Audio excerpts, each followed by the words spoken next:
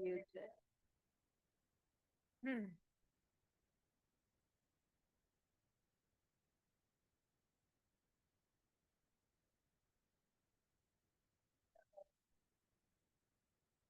Hi there. Good afternoon. Let me put this so I can see you a little better. There we go. Hi there. Can you hear me? Is sound working?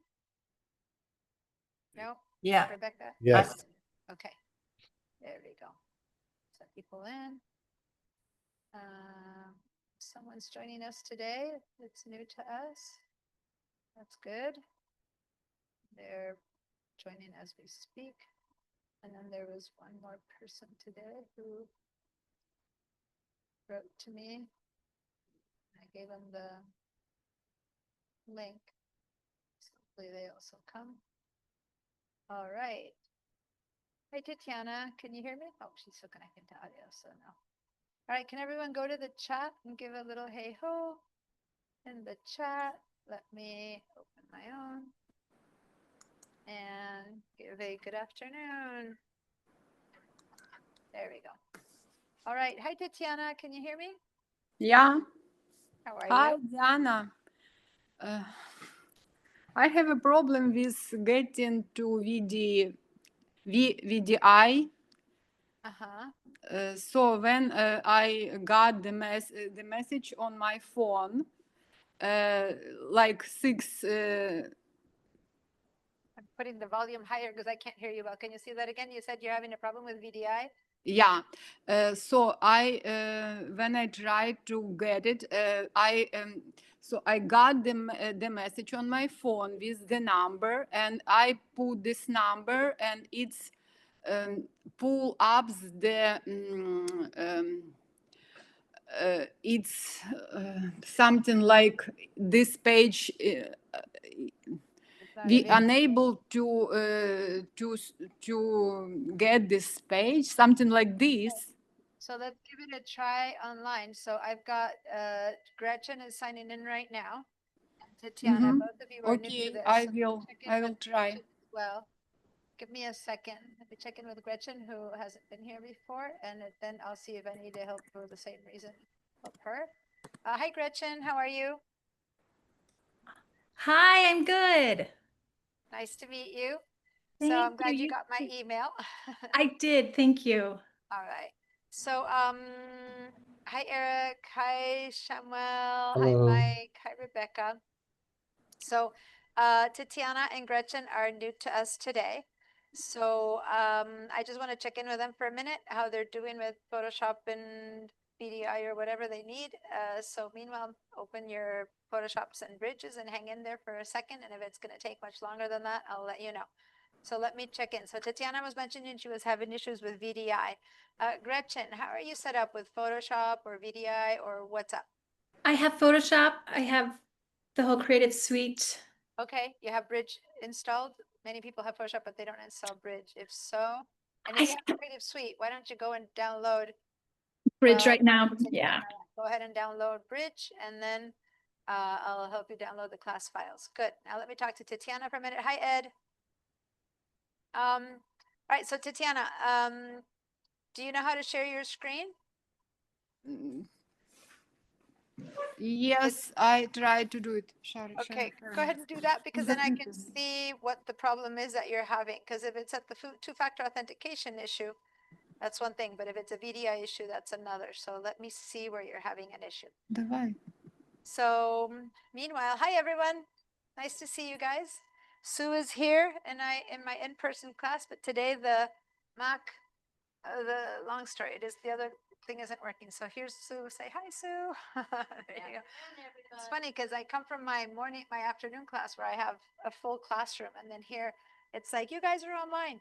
But I thoroughly appreciate being here with Sue, and hopefully we have two other people who might show up in person. My problem is driving home at night. We're crossing our fingers. Yeah, for some people it's hard. Yep. So Tatiana, do you need help sharing your screen or? Yes, I do. Okay. So on Zoom, If you go down to the bottom of the screen where you have the buttons to mute and unmute, Yeah, chat, reactions. one of them says share, and it's a green. There is no share. I have no share. Okay, if you don't see the share, then keep going to the right until you see 3 dots that say more. Yeah, more. You click on more. Do you see a share right there? No.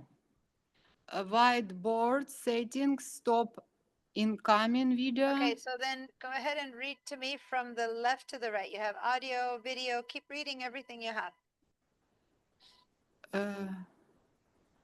Mute, start video, participants, chat, reactions, all companion, more, leave. So, That's all. so you said mute instead of audio. Mute. Yeah, mute, Gives only me mute. to think that you have an old Zoom because the new Oh, says audio instead of mute. So that's true. But even in the old Zoom, you were supposed to be able to share. Are you on a Chromebook? no, No. What computer it's do you have? Mac. You're on Mac. And yeah, you read everything and there's no share there, which is bizarre. I have never come upon a Zoom that doesn't have a share feature, even under the more. And in the more, you said you read whiteboards, captions, but you don't see a share. My goodness. No, there is no share. No green button anywhere. Okay, I'm at a loss because I have never not seen a Zoom that can't share. I'm wondering, because the fact that you said mute instead of audio means that it's an old version of Zoom. And I don't know if that'll fix it, but maybe if you leave the class and update your Zoom, would you know how to do that? I will try. Okay. Okay, On thank the you. email that I sent, I have instructions Uh-huh. on how to update. Yeah, I saw it. Yeah, thank you. So go ahead and update your Zoom and come back. But if you can't, don't take too long. Come back and we'll continue because Okay, okay. Mm-hmm. you know, Thank otherwise you. I'll demo it from my side. But since you're having issues with VDI, it's easier if you can just share your screen. But go ahead and Thank you. leave and come back. Okay. Don't take much long because we can figure something else out otherwise. Okay, if that doesn't work. All right.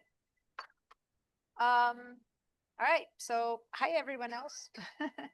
Hopefully, we have a couple other people showing up in person. I know some more people were here the other day. We had like 8 people, or more online. So let me see. 1, 2, 3, 5, 6, 7, 8, 9. Yeah, we had 8 people plus Ed who joined us for a while. So hopefully they'll be back. Meanwhile, I get 2 messages of people who are traveling today, but we're going to move forward. And remember that if you need to miss a portion of the class, you can always catch up by watching the recordings. Was everyone able to get? So mainly it's for people who were new, which in this case would be Eric. And Gretchen is new to us today, but she is really, really new to us. Like I got her email today, so I haven't shown her any way of how to get to the handouts or anything. So Eric, were you able, you're fine with getting into the class handouts and all that? Did that work? Yes. Mhm. You're good with that. Okay. So Gretchen, maybe after, if you can stay a little bit after class, maybe I can catch you up on that because I don't want to take time during class for that. We spent pretty much most of the first class dealing with all this admin stuff. So now I just want to jump into Photoshop and Bridge. Did you get Bridge installed? No, I can't find it, strange enough. Okay. So you mentioned that you have the Creative Cloud. I do. You know how to share the screen. And the reason I'm saying that is because it's part of the class would be to share your screen for things that you need. So I'll walk you through that and then I can help you once you're sharing your screen, I can help you figure out how to install Bridge and get the class file so that we can move forward. Meanwhile, you guys, in the class, hopefully you've done something during the week in Photoshop. I don't know if you have, but in case you have done something during the week, there's, remember that we have the, let me put here the, hold on. I'll be with you in a second, Gretchen, but I'm trying to put the chat link, not the link in the chat for the Padlet. That's what I'm trying to do. So give me a second while I do that. Here we go. So here's the link for the Padlet that I just put in the chat. Everyone click on that and it'll take you to our Padlet. So I'm noticing in the Padlet, by the way, that everyone put in the initial bridge link. But if there's anything else that you guys have been working with or something like that, I would really appreciate you guys posting it, especially if it's practicing anything. And I know many of you guys are in my Friday class, so if anything you've done in your Friday class, you can post as well for us to talk about. Hi, Colette. Nice to see you. All right, so Gretchen, let me walk you through how to share your screen. Are you on a Mac or on a PC, first of all? I'm on a Mac. Okay, because if you're on a Mac, it might take a few more steps. So just read to me whatever you see on the screen, okay? First of all, do you see the share button? Screen sharing, yes. Okay, so click on that share button. Then at the bottom of the next button that you're seeing, you should see a blue button that says share with white letters. See that one? So right at the bottom, like if you've clicked the first green button, then at the bottom of the next window, it's a blue button with white Yep, letters that says share. Okay. Open system settings. go ahead, open system settings. All right. And once you open system settings, it'll take you to a place. Don't touch anything. There where it took you. You should see on the right side of your screen, you should see the word Zoom somewhere. Let's see. Just don't click around. It has to be, you need to be seeing it on the right side of your screen. There's Yeah, like, I see it. okay, you see it. Now click on the little slider. It's great to turn it blue. It'll Got probably it. ask you for your computer password. Did it? Yes, it did. Put in your computer password. And then go ahead. It'll say something like now or later. Go ahead and say later. Tell me when you're done with that. Done with that. Okay. Now go back to Zoom and click on share again. And this time it should work. So the first share and then the second share. It's two shares always. Share and share. And then if it starts sharing, that means that it's all the hoops have been jumped through. There we go. I'm seeing your screen. Okay. Hi, Tatiana. I see you're back. Give me a second. I'm helping Gretchen here. Hold on. I need to put I need some tools to help you with pointing where you need to go. So what I'm helping Gretchen now to do is to find her Creative Cloud. And Gretchen, up here, you have that little icon on the top of your Mac. You see where? Yes. Okay, that's your Creative Cloud. Click on that. And this is the access to the Creative Cloud. And when you go to apps over here, it says view your apps. Let in, okay. And now these are the ones that you have installed up there. But then as you keep going down, it'll show you the ones that you don't have installed that you can install. And one of them is going to be Bridge. So keep going until we find it. There it is, Bridge. Got it. Install. Okay. that Thank one. you. There we go. When that's finished installing, let me know and I will help you with getting the class files. All right. Thank you. So Tatiana, Yeah. any news on a share button? Yeah, I can share my You can screen. share now? Okay. And you're on a Mac, you said, so the first time you share, you might have some things to do, like I just did with Gretchen. You weren't here for all of it, but you got to read to me the things. Okay, so click on the share button now. I already clicked. First, click on the green share button. Yeah. Okay, then, did you click on the green share button? Yeah, I clicked and So- I see some like desktop one. Yeah, stop. At the very, very bottom of that window you're seeing, there's another big button that's blue that says share in white letters. No, there is no white letters. Yeah, so you're seeing desktop 1, desktop 2. Keep going all the way down to the bottom of that white window. And there's a blue button that says share. Share, yeah. Okay, click on that one. Then all of Zoom workspace to share your screen. Say allow. Okay, so go ahead and say go. Or okay, or allow, or whatever. And it's going to send you to system settings, okay? When you get to the system settings, don't touch anything. Don't leave. Where it takes you is the right spot to be. Now, on the right side of that window, you should see the word Zoom somewhere. Yes. Okay, click on that. There's a little slider button that you need to turn on. And it'll ask you for your computer password. Okay. Okay, now it'll say something like now, quit now, or later, say later. It's password.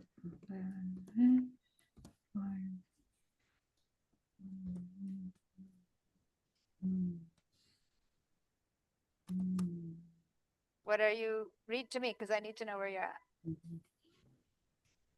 Tatiana, just tell me where you're at, because I can help you Later, okay. later. Okay, later, good. Now, we're done with that. Go back to Zoom. And now you're ready to go. So again, you need to do share and then share. So it's two shares, the green button share and then the blue button share. There we go. You're sharing your screen. Okay, perfect. Now that I can see your screen, now click on, yeah, close that one and then say open system settings again to this one. Say yes, open system, and then close that one. Now you can close that one again. Okay, great. And then close that one. Okay. So now you can also close this one, which is to open Zoom. You can close this one because we're done. Zoom is working and you've updated. Okay.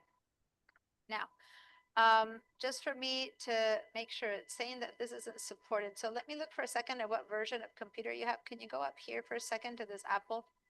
Because that might make a difference. Up, If you go here on the far left, left. all the way to the top left of your computer to the Apple icon. Yeah, click on that and say about this Mac. You have Ventura. Okay, that's all I needed to see what version of software you had. Okay, go ahead and close that. Because this browser is saying it's not supported. It might be one of the reasons why you couldn't get in. I don't know. Let's see. But for now, go to this tab because this is the tab that has the VM view. Click on that one.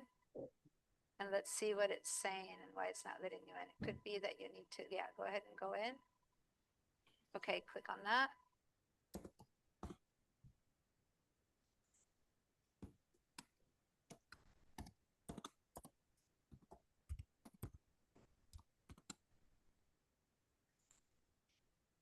All right, so this one, when you did this process, if you gave them your phone number, if your phone number finishes in that, that's correct. Just I put the number here. Okay, go You try it can again. see, you can see. Oh. Careful. It's a longer number than that because now you did it two strikes because you clicked twice. So be careful because the number has to be complete before you. 7. Okay, confirm that it's the right one. There, you're in. Okay, yeah, unsupported media type, it's because you're in a browser that needs to be updated. So that's what it was telling you. Oh. So do you have, if you don't have Chrome, then you need to update your Safari. Here, go up here to the word Safari and you can get an update there. You know how there was a message saying that you needed to update it? Settings. Yeah, go to settings, and I don't know if you can update it from there. Do we have to go to the App Store? Yeah, I don't think you can do it from here. Go back to the Apple. Up there. Yeah, go to system settings to updates, and let's see if we can just update. Because Safari, the problem with Safari, it opens with up. You don't want to do the upgrade. Here, software update, this one. Let's see.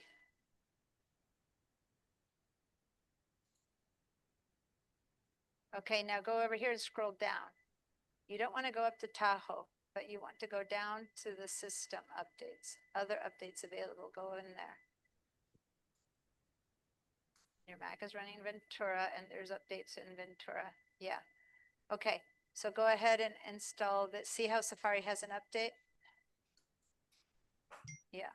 So now you might need to, so you need to get out and start again because otherwise your doing was fine. It worked. It's just that you can't get in until you have a browser that works. Okay.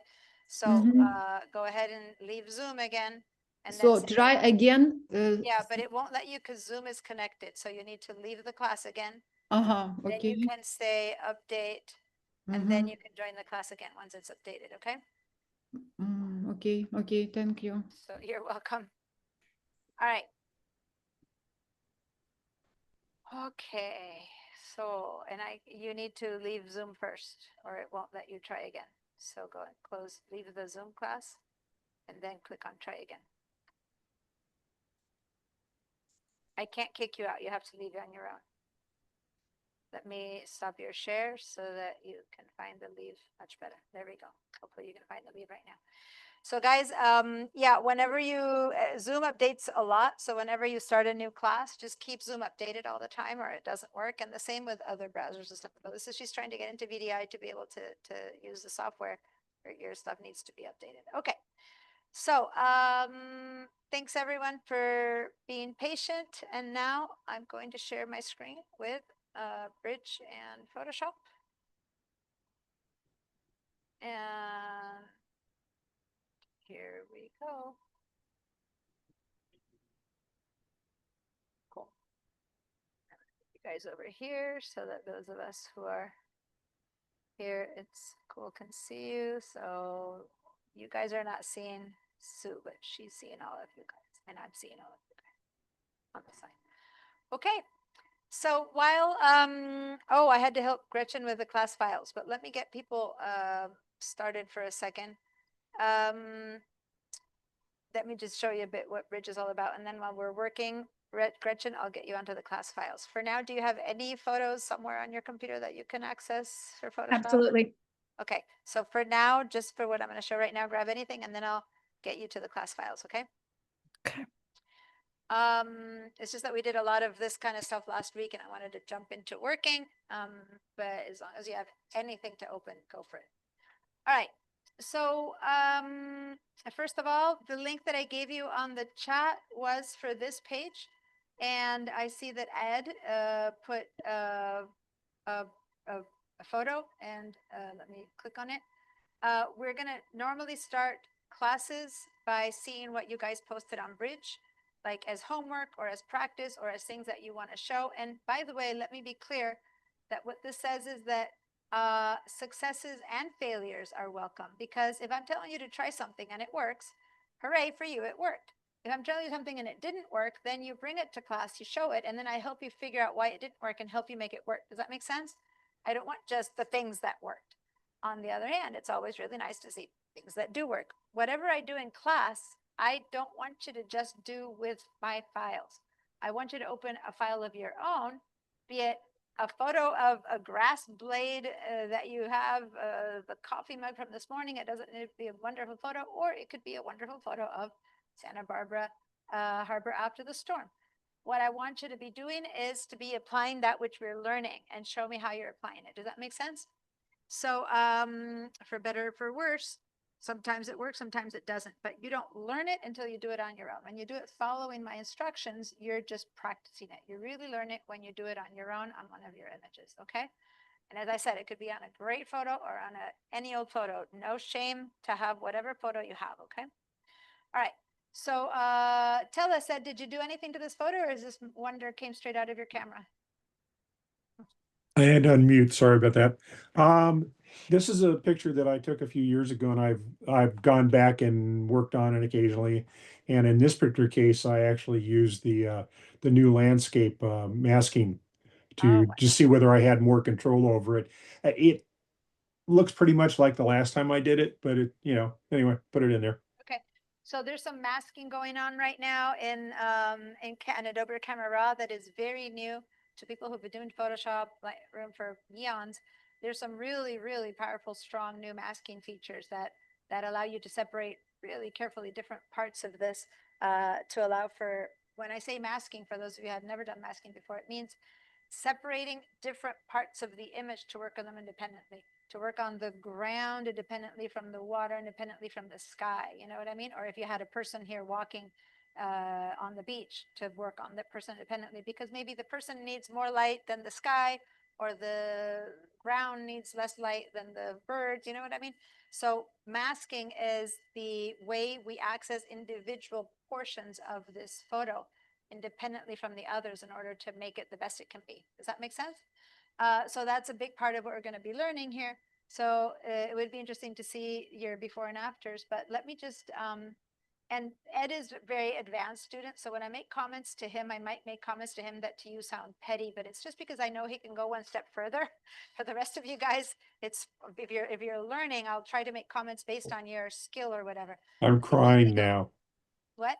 I'm crying now. I You're can't take crying. it. I'm I kidding. just want to mention a tiny little thing, but I really don't like the halo around this bird.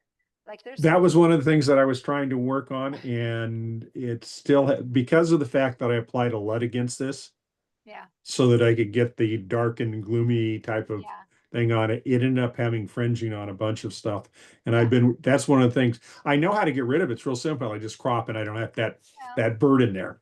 Or I erase the bird. well, no, but it's an interesting bird to have there on the corner. Otherwise, it's less I, interesting. I actually don't like the fact that the tip of the wing is cut off.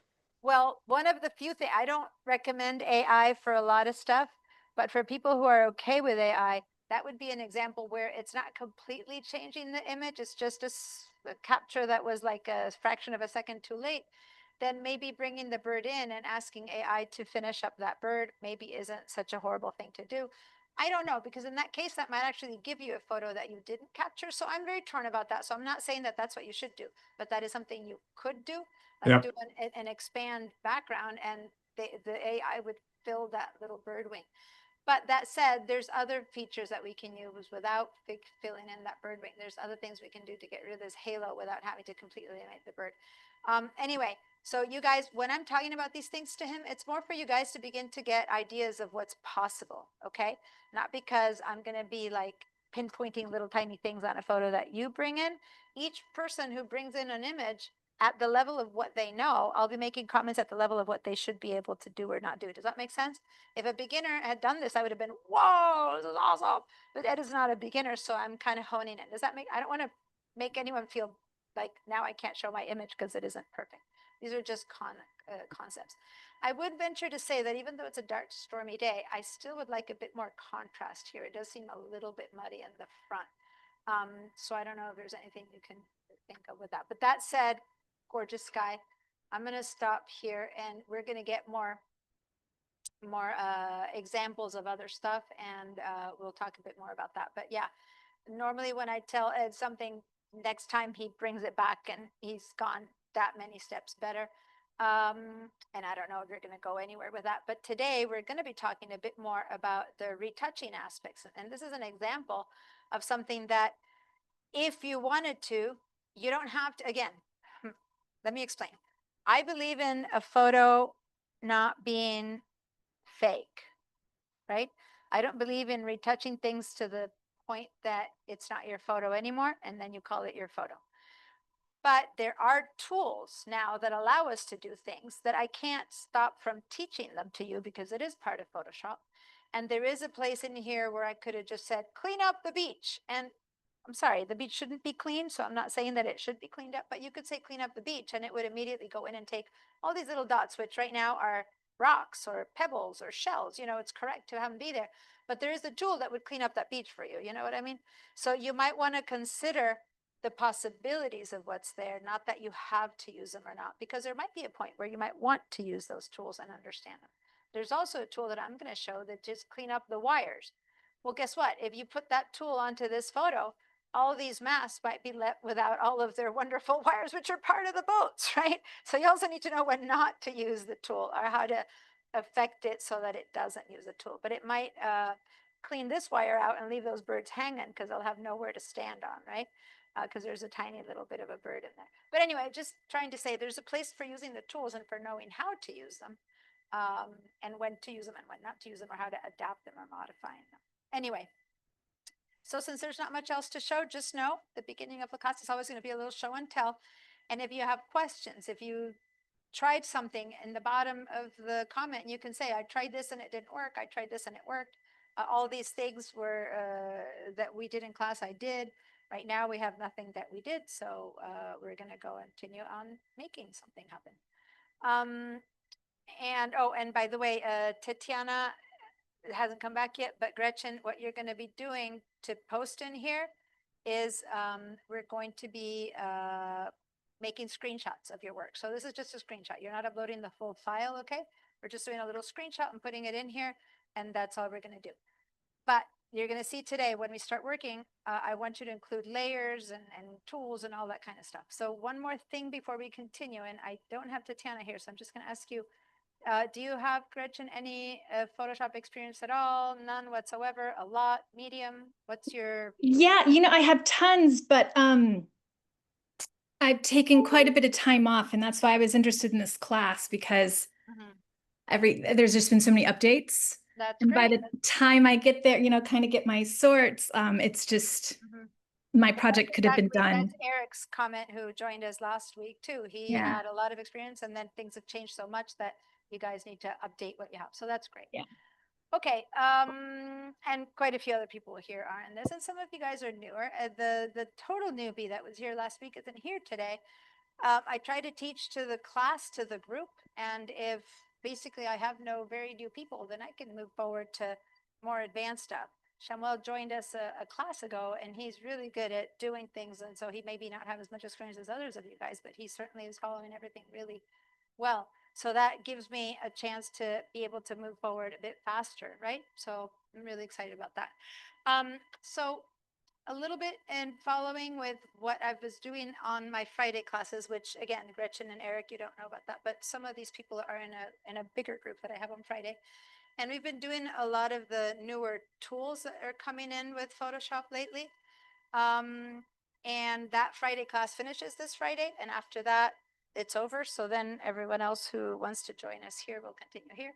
So I'm going to kind of continue a little bit on the stuff that we're working in there. And we've been working with raw files. We've been working with JPEGs, but distinguishing the differences between them and how they appear. One thing that I showed you briefly last week was the neural filters. Well, not so briefly. We actually spent some time in the neural filters, and the neural filters were the first attempt, so to say, of Photoshop with something similar to AI. And then AI came along, and there's not much more talk about neural filters anymore, but they're still updating them. They're still working on them. And neural filters provide a couple of really powerful tools, including last week we used the super resolutions, and we talked quite a bit about that. But there's a couple of other filters there that are good. And I just want to quickly use one today just to get you guys reminded as to what neural filters are. And if Gretchen, if you have a black and white photo on you, that's good. If you don't have a black and white photo, open any photo and we'll make it black and white really quickly for this example. But let's go ahead and everyone open the third photo that I have up from the top, baby feet noise. And you might have this reading in a different way. You might have it sorted differently. So go look for the B. And it's a JPEG. So when you're in Bridge and you have a JPEG, if you double click, it's going to open in Photoshop. It's not going to do any other stops. And so let's double click on it for it to open straight in Photoshop.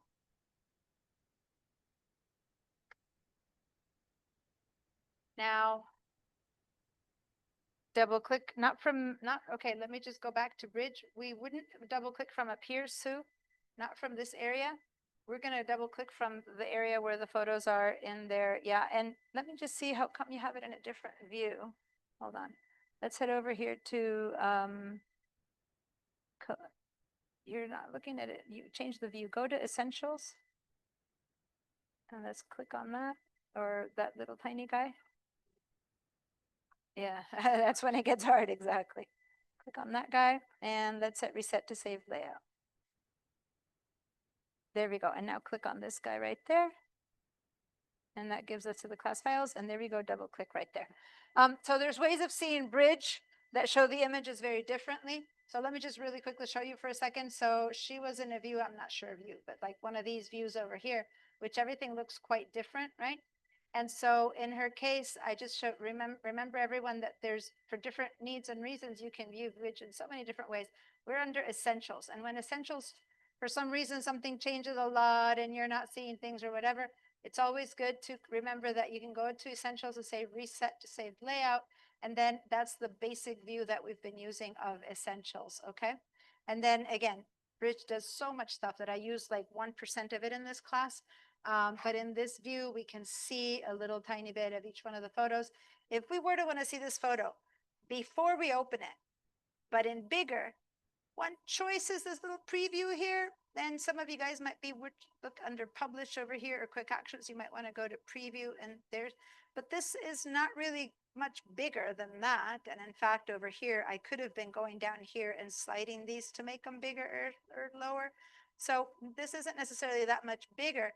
If you really want to see this in big, just hit the space bar and it's going to give you a big version of it. And you can go, oh, this isn't the one that's sharp or that whatever. And then hit the space bar again to go down. I was already in Photoshop, so my Zoom sometimes when I change screens, it goes to the wrong screen. Give me a second. Need to go back to the right screen. Here we go. So anyway, but what's the value of this tiny little preview here is that if I click on it, it gives me like a little zoomed in version of that image at 100%. And remember last week I talked about how important 100% is? Who remembers why 100% is important in Photoshop? I believe we talked about it. Anyone?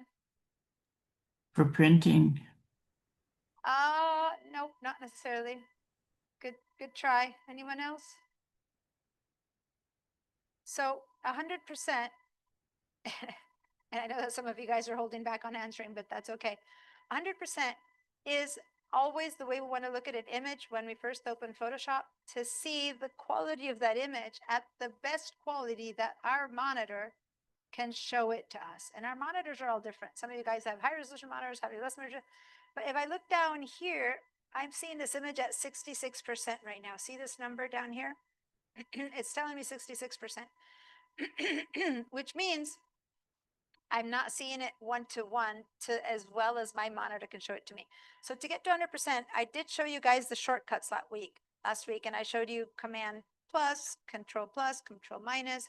So Control plus, Control minus, Command plus, Command minus, Command 0. Let me just review those for a second with you guys, and then I'll show you how to get to 100%.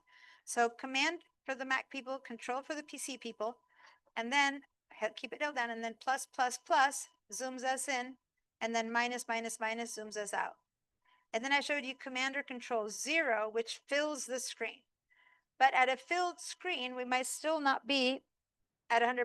So 100% is Command or Control 1. Now in this case, between filling my screen and 100%, it was almost the same number, but for many other photos, it's not. So here I'm seeing this image at 100% now. See how down here it's at 100%? So this is the best that image is viewable on this monitor. So your 100% might be showing only the feet, or your 100% might be showing a lot of black around you, depending on how your monitor is set up. Does that make sense? For me, 100% is showing me most of the image. I still have a little bit to the side. So can you do Command 1, everyone, or Control 1 and get to 100%? Okay, now back to Bridge for a second. That's the view that this little magnifying glass is showing. Wherever my mouse clicks, if I click on the big toe here, that's showing me that big toe at 100%, okay? So that's the important thing about this little preview here. Other than that, you're better off clicking on something and hitting the space bar to see it big before you open it, to see if it's the right image. Okay, so at 100%, we look at this image, and when we go plus, plus, plus, plus, plus, we see all the pixels, but in this image, we have something more than pixels. We also have a lot of noise, okay? And noise, let me just go up to only 200%, which is a little bit more than 100%. And whoops, I didn't mean to go there. I have, and do you see a lot of little spots on this skin here everywhere? You see all that stuff there? That's grainy. That skin doesn't have that. That's not natural for skin. You see what I mean? That's a very grainy image. That's not even JPEG artifacts. I think last week we talked about JPEG artifacts, but I don't think it was with this class. It was with the other class. We talked a lot about that. This is actually just noise. An effect like this in the olden times of, you know, colloidal silver negatives, this would have been called grain. But even then it wouldn't have been so consistent, so even. This is noise. This is digital noise. And it tends to happen, this could be whatever the processing was. Let me go back to Command 1. But it could also be in camera, when the camera shot with very good light or low ISO, whatever reasons, this is a very noisy photo. So later we're going to talk about how do we get rid of the noise. But right now, I just want to show you really quickly a neural filter. And I have to say, I have not tested it on this image. And the question is, how intelligent is the filter to know what it's showing? I have tested that image on portraits of people, and it always knows that it's people. But what will it know to do here? Now, for those of you who don't have a photo, Gretchen, do you not have maybe a photo that's black and white? I can't hear you. You're muted. That's okay, because I can just help you turn anything into black and white in a Yeah, second. I was gonna say I'll make it black and white right now. You know how to do that? Okay, good. Yep. Make it black and white. Nothing that we're going to do is going to be destructive. So, we're going to save as, we're going to show you non-destructive ways to do it. So don't worry about that. All right. So here comes Tatiana again. Let's hope she was able to get in. And let me just check in with Tatiana for a second and then. Tatiana, Yeah. good news. Were you able to update?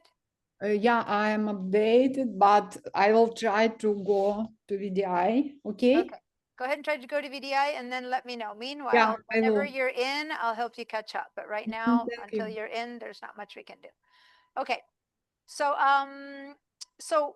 first of all, the filter tools are, if used directly on an image, they are very destructive. So when I talk about destructive, I mean things that you cannot get back.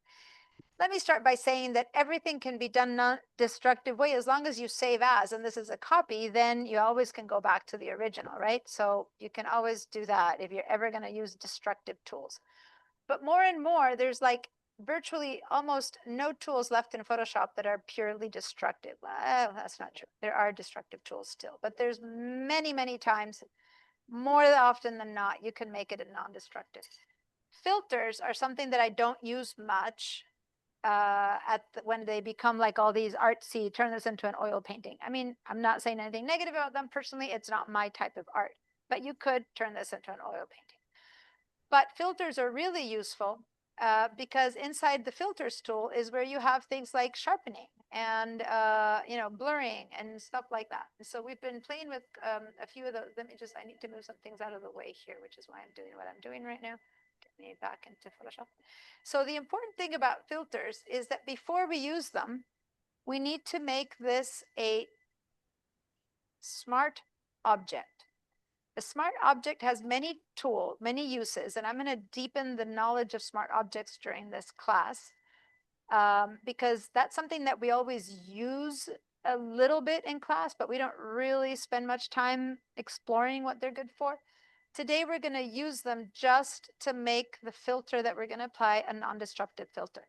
So how are we going to create this into a smart object? There's so many different ways of turn something into a smart object, but because I'm about to use a filter, I'm going to go ahead up to the filter menu. And when I click on it, and let me put this up so that you can see, are my windows being, you know what, I'm going to have to share my entire screen for a second because the windows from the top don't share unless I have everything shared. Okay, so if I go up to the word filter on the top, instead of saying convert for smart objects, it says convert for smart filters.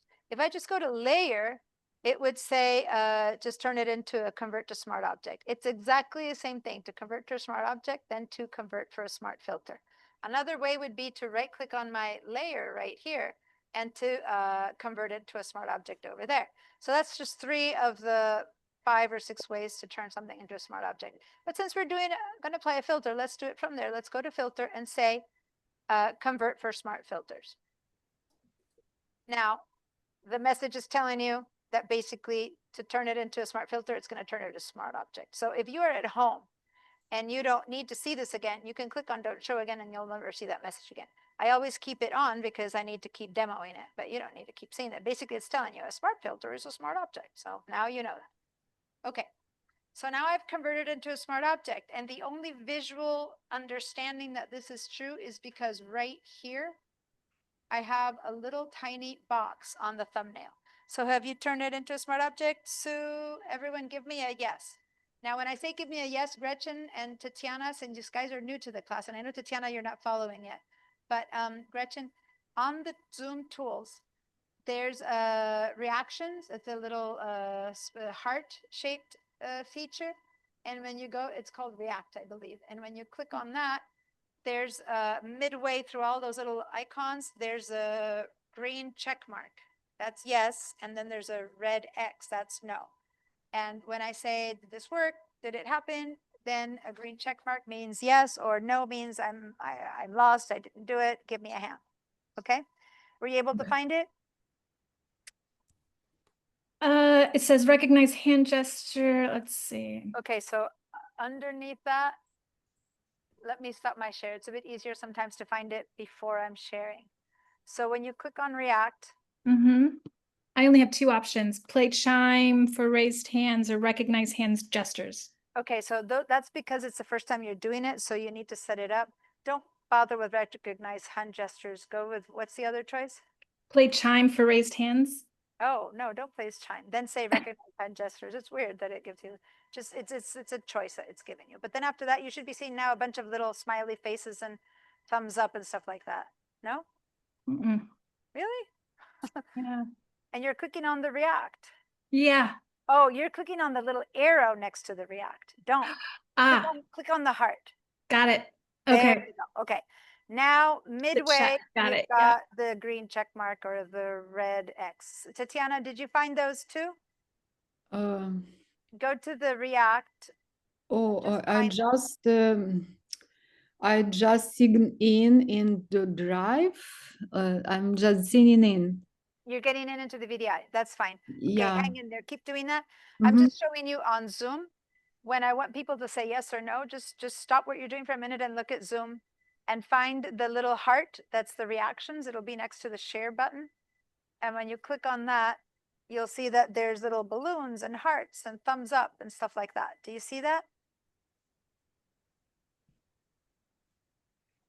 It's the button next to the share button. Yeah. Okay. So those things, if you click on any of the other ones, they're cute. They give me thumbs up or nice, but they disappear in 2 seconds, right? So what you need to do is for when you say yes or no, exactly. See, that one's going to go and disappear in 2 seconds versus the green check mark and the red X, they stay there. Okay. So give me a green check mark if you found it. And if you, now the thumbs up is staying longer than usual. So they must have changed that because in the past it would go away. The thumbs up is staying. I'm wondering if they changed up till now. The only ones that stayed was green and X, but I gave my thumbs up and it's still thumbing up. You see that? It's not going away.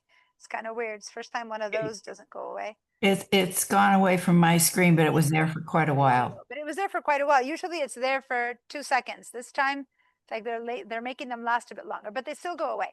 And when I want to look at the class, I want to make sure that everyone has a yes before I move forward, right? So Mike, I don't know what it is that I had asked you to do at this point because I'm just, did you did you make a smart filter? So Mike, if you got a smart filter going and everyone else said yes, and I know Tatiana, you're not there yet. You're still working on getting VDI. Let me move forward by sharing my screen again. All right. So that little box right there means that I've made it into a smart filter. Did you get it, Sue? Okay, great. Now that smart filter is going to be awesome for some things and not so awesome for others. I haven't taught you yet retouching tools, but say that I try to use a retouching tool right now and I grab a retouching tool, see how it's going to go. Nope, no, can't do that. Like, never mind what tool it is. It's just a tool. If I try to paint on this, no. If I try to do just about anything, it's going to go, because a smart filter is a way, a smart object is a way of, it's like a force field. Think of, sci-fi, little force field on your image, which is like, you can't touch my pixels. So any tool that would alter pixels is now forbidden from working on this image. And I'm going to show you the workaround of that for a smart object, but not yet. For now, we're going to leave it as a smart object because it's what's going to protect us from the filter being destructive. Yes, Ed? So I have my image as a smart object, but I can use all of the tools on the toolbar. None of them are being X'd out. I can't show you because I'm not logged onto the Zoom from the computer, but, Mhm. Okay. that, So if you didn't double click and open a different image, if you're still in this image, I'm looking at the hands. then you shouldn't be able to. And since you can't share it with me, I can't look at you to see what's different. Usually, guys, I can. you can what? I can work on the image. Oh, it made a layer. Yeah. It If just you click on automated. it, it says this must be rasterized. And so when you say okay, No, it I didn't have to give the okay, but it made a layer. It just did okay. it. All right. So here's my next question.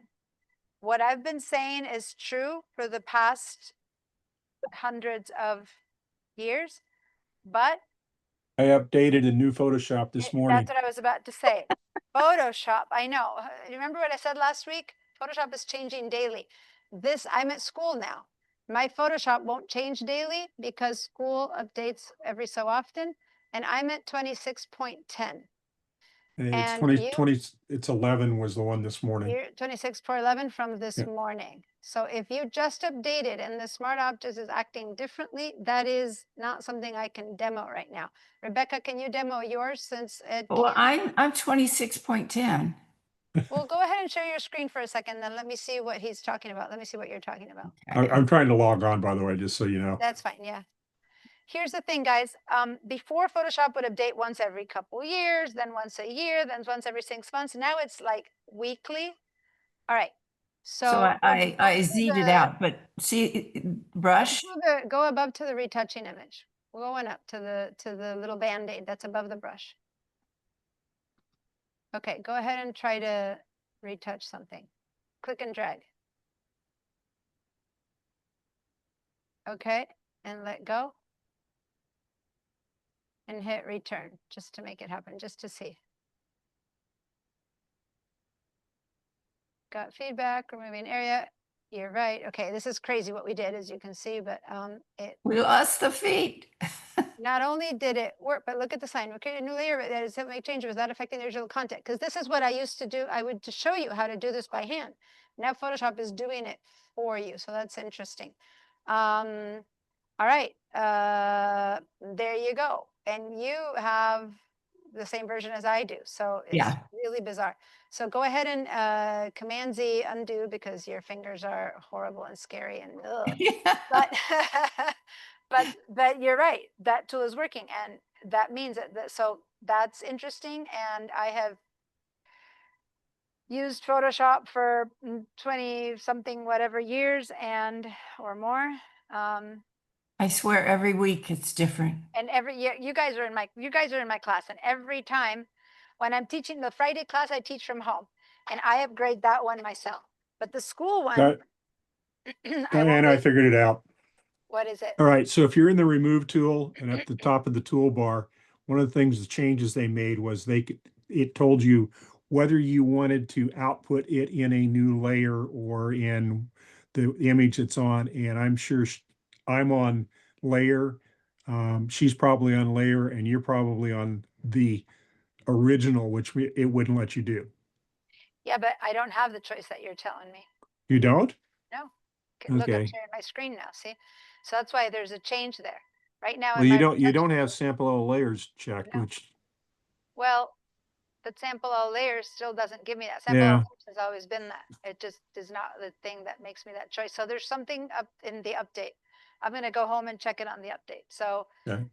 you guys, the main thing that Smart Objects has done forever was, for example, not to let you do this. So there was a workaround where you got into that smart object and you did it there. So it's not that you couldn't, but you had to do a workaround. What both Rebecca and Ed are saying is that the latest update allows you to do it in the moment. So we're going to talk about that a little bit later, but I'm going to ask people who are handling the updates to see how often they're going to be updating Photoshop, because now you can't just sit back and update once a semester, or even once every 3 months. Now you need to do it basically every Week. week. Yeah, every week. All All right, so I'm gonna And lower your Alex. hand, Ed, and Tatiana, yes, your hand is up.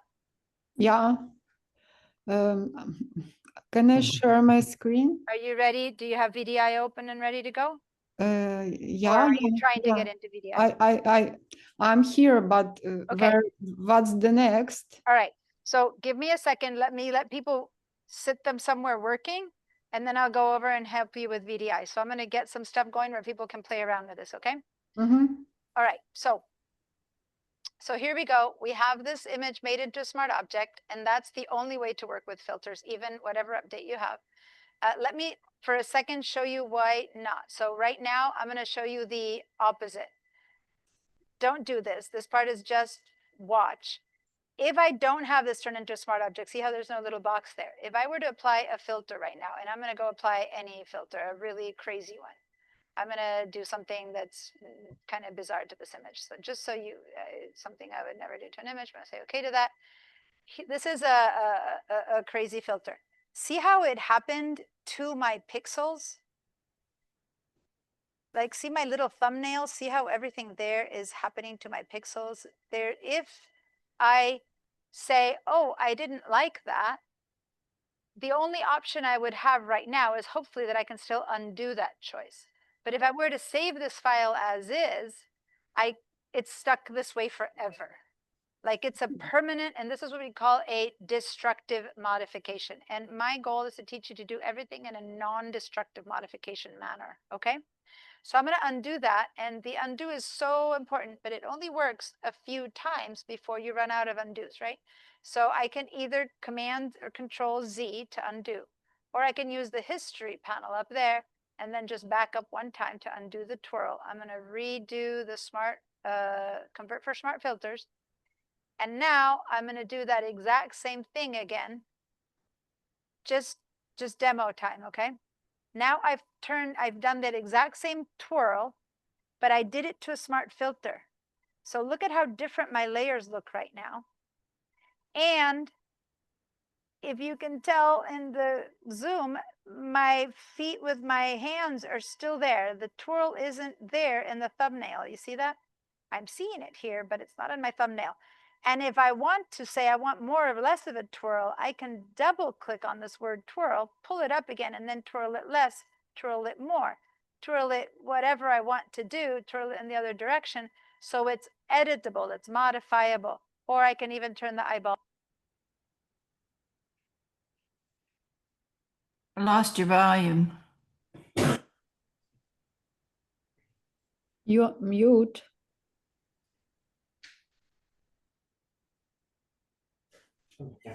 Okay, can you hear me now?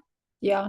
Okay, so I have a microphone here that I have to use in class, and every so often it runs out. So when you stop hearing me and you see that I'm keeping talking, do what you did, which is tell me we can't hear you, and I have to just turn it on again. It's like it goes on to dead mode or something for a bit. But I don't know, I keep talking. You need to say, we can't hear you, and I need to turn it on again. Okay, so that's what I mean by non-destructive versus destructive modification. Now, in this moment, the feature, this time, the thumbnail has changed. So I do see a big twirl in there, but the fact that I can turn this feature on and off right there is all that matters. And the fact that I can completely get rid of it, or I can modify it to make it twirl in whatever other direction I want, is what I mean about a non-destructive modification, okay? So now I'm going to get rid of all of these because I don't want to, I didn't want to do that twirl. I was just showing you the destructive versus not destructive modification, that's all. And now I'm going to show you what I do want to show everyone. So, sorry, I have to reconvert it into a, let me cancel this for a second. Let me go back to convert for smart filters first, which was our first step, and I had gotten rid of it. Okay, so now let's all go to filter. And let's choose neural filters. There's a ton of filters here. Some are just funky, like that twirl one, but all our sharpening happens here. Our noise elimination happens here. Blurring, distorting, so much good stuff. Camera raw filters happens here. Wide angle, there's just so much stuff that's really good. One of which is neural filters. So let's head over to neural filters. And I pointed out quite a few. We talked about quite a few of these last week in my Friday class. So many of you guys don't know what I'm talking about, but we'll get there. But neural filters are, they occupy a lot of space on your computer, so they don't necessarily download unless you need them. And that's why there's this little cloud there, because only if you need them will it download into your computer. So the one that I want us to use right now is, there's two. There's this one for people who are into modifying their black and white photos. This one is photo restoration is one of them, and colorize is another one. Right now I want to go to colorize. So let's click on colorize, and since it's not downloaded, I need to first download it. And when I click on it, it's going to download the filter. Okay. It's downloading that filter. And if you've already downloaded it some other time in your life, it'll be ready. And I'm going to show you some of this, and then I'm going to let you play with some other of these while I help Tatiana get on her get on to VDI so that she can follow us. And then I'm also going to get Gretchen her files. But here we go. So now here we have an image that had no color, and the computer over here has automatically given it color. Pretty amazing, right? Yeah. Now, we might love or not love the color it gave us, and here we can play around with some of those choices. And this is actually much more special when you colorize photos of, you know, great grandparents or something like that, because you can see some color on a photo that was never in color. Now this one, I can turn this on or off and let it auto color or not, which is what we did. But it might be that I want to change the saturation, or I might want to do it myself. I can go ahead and say that I want less saturated, and so I can bring this down so it's not so intense. I can bring this up and down. I can tell that I want it to be a little bit red or a little bit less red. So there's not that much variation I can do, but there's some. And when I want to go back to the middle, I just double click on this, and it takes me all the way back to the middle of what's considered, how do you call it? What's considered central. But middle isn't what auto color was. Auto color wasn't middle for everything. So let's turn this on and off again and go ahead and, how do I clear over here? You go all the very top and reset it. Okay. So then when you reset this thing, for any mess that you've made, you can fix it. Now, what if you don't like the auto color and you want to do it yourself? You want to manual color the image. So when you click on this over here, this little area that says manually color image, you can just say, well, I want to, maybe the bottom, maybe this you know, this whatever fleecy area. I'm going to click on the bottom right there, and I click on the bottom, and it lets me choose. Maybe I want that to be, and I'm going to go crazy here, I'm going to go bright red. And so see how it gave that area a red tone? So I'm just choosing an area, and then I can say that I want it to be a stronger red or a lesser strong red. Okay. So you can kind of move that color dot around and say that you really wanted it in one place or another. See that? Now, you would only do that if sometimes if there's something that's really wrong and you knew that the hat had to be blue or green instead of red, and it gave you a red hat, then you might want to touch a little bit on that. But that's just an example of when you want to add your own. Would have to click over here and give another one and stuff like that. Now there's still a fall off. I'm not saying it's perfect, but it gives you a chance to maybe make this whole thing, you know, a little bit different in tone. Now, if I don't want that, I go over here in this little minus and I just get rid of that. Like I click on that, and each one of these little color dots is going to disappear because I left 4 of them. And here's the 4th. One more, the last one. Come on. It's not letting me get rid of that last one. Why isn't it getting rid of the last one? Hello, there. Finally, it let me go back to nothing. So now you can also choose a different profile. You can want to make it look retro green, for example, or retrograde. So you can play with different, you know, funky stuff. Here, I'm going to go ahead and say that I'm going to let you play with these a little bit. Noise reduction, remember this this is a very noisy image. You can play with that. Color artifact reduction, which this image doesn't have that much, but it would help if there's like funky colors. Now careful, because when you remove noise a ton, which I just went all the way to 100%, this begins to look like it's made out of plastic, like there's plastic on top. So reduction of noise has to be done very carefully, because to reduce noise, it blurs the image. So you can't blur the image a lot, but you might want to reduce it a little bit so that the skin doesn't look so mottled like it did. Anyway, when you're done playing with all of this, you can go ahead and output this as a new color layer right there, okay? Or say that we say okay to that. And here we go. This is the layer that now is coloring the layer that's underneath. So it didn't happen to the image. It's happening on a separate place. Let me, that's my alarm for a break. I'm going to let you guys not only play with that, but I want you to go back to neural filters while I help Tatiana get onto VDI and Gretchen get the class files, and try out some other choices, try out some photo restoration, just play around with these a little bit, and then ask me questions. I've used like 3 of these or 4 of these in class before, but I'm sure there's other stuff you guys can play around with while I help other people get on board. Okay, any questions for now? And did everyone get a colored image? Let me clear your answers. Hold on. Give me a yes if you all got a colored image. Seems like they're really big files. For those of us that have old Just computers, the that's- filter itself. When you don't want it anymore, you can turn, okay, see but I that, mean, turn that one off but again. when we've downloaded the filters, they're huge. Yeah, they are pretty big. I don't know if when you turn it off. So let me show you guys for a second what Sue is saying over here before I go and help. Sue was mentioning that when she was playing with these, she noticed that this is a new layer, but it's not editable. Like I'm stuck with what I have. See how it's not? I can go back in to work on it in this mode. If I go back to this neural filter, and she noticed when we were downloading this one called Colorize, see how it's been downloaded, but it says Colorize, right? But over here it says download size 97 megabytes. And she's saying that that's a huge file. It is big, but 97 megabytes isn't that big. I mean, it's not so horrible. A couple of raw files that you've worked on could be that file size.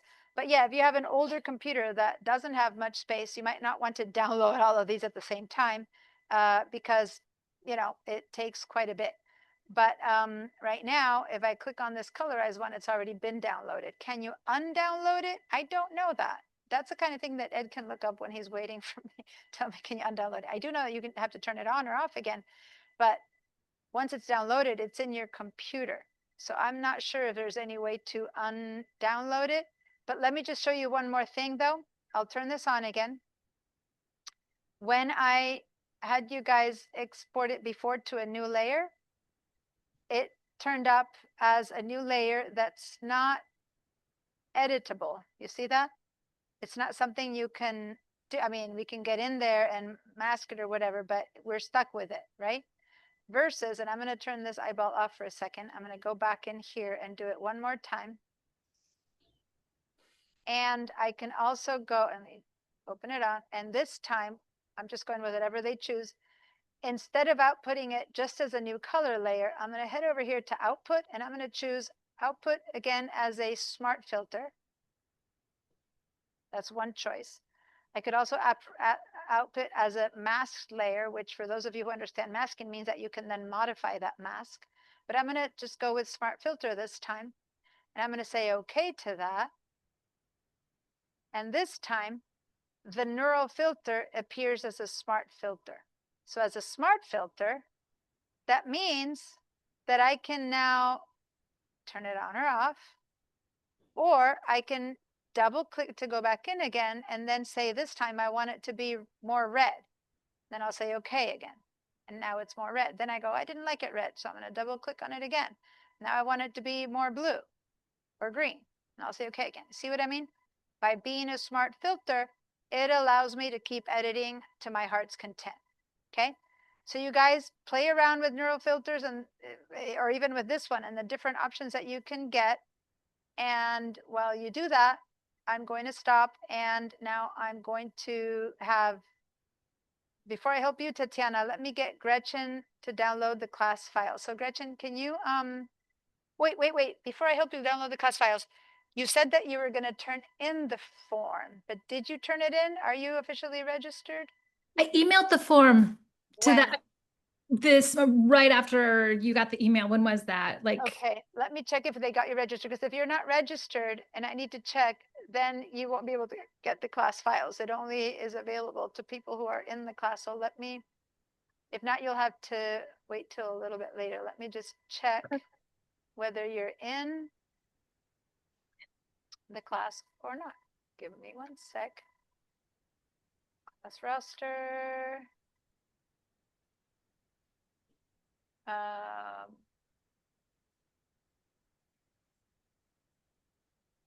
I see one more person, so that's good news. That means that you probably are. Yes, Gretchen Beek, you're in. Okay, that's good. So share your screen, and that means that you'll be able to grab the class files. I can't open Bridge, and I think it's because I don't have enough room, Oh, which is going to take me a minute to fix. Let me try Bridge one more time. I've tried like a dozen times. okay, And it then will- don't try one more time. Do you have, couple questions. Do you have any other apps open? If so, close everything other than Photoshop. Online, do you have any tabs open? If so, close all the other tabs. And if all of that is set and done, then there's some tweakings you can do inside of Photoshop. It might be taking over all of your available hard drive space. yeah, I'll let you work on that. Meanwhile, let me help Tatiana, because yeah, if you Okay. can't work with both, then we can still get you the class files, but you'll work without Bridge, which is going to be a bit of an issue when we come to Adobe Camera Raw. So ideally you can. All right, Tatiana, are you ready to share your screen? Yeah, already. Oh, and by the way, everyone else, I'm sorry, I'm seeing Tatiana's screen right now, but everyone else, you've done it before. What I want you to do right now is do a screenshot and go to Padlet. And I already gave you the Padlet link, but let me give it to you again in the chat.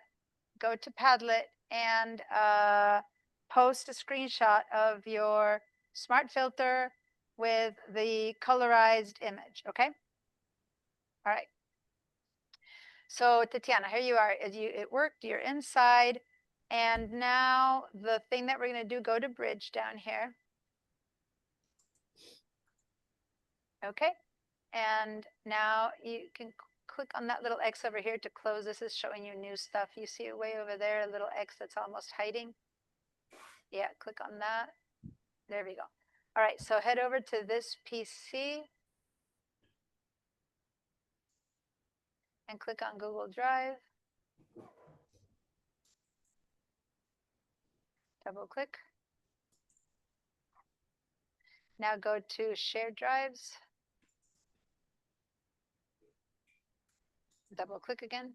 There we go. Now double click on Photoshop Shared Drive. Now it's going to take 30 seconds or so until all the files come in. And then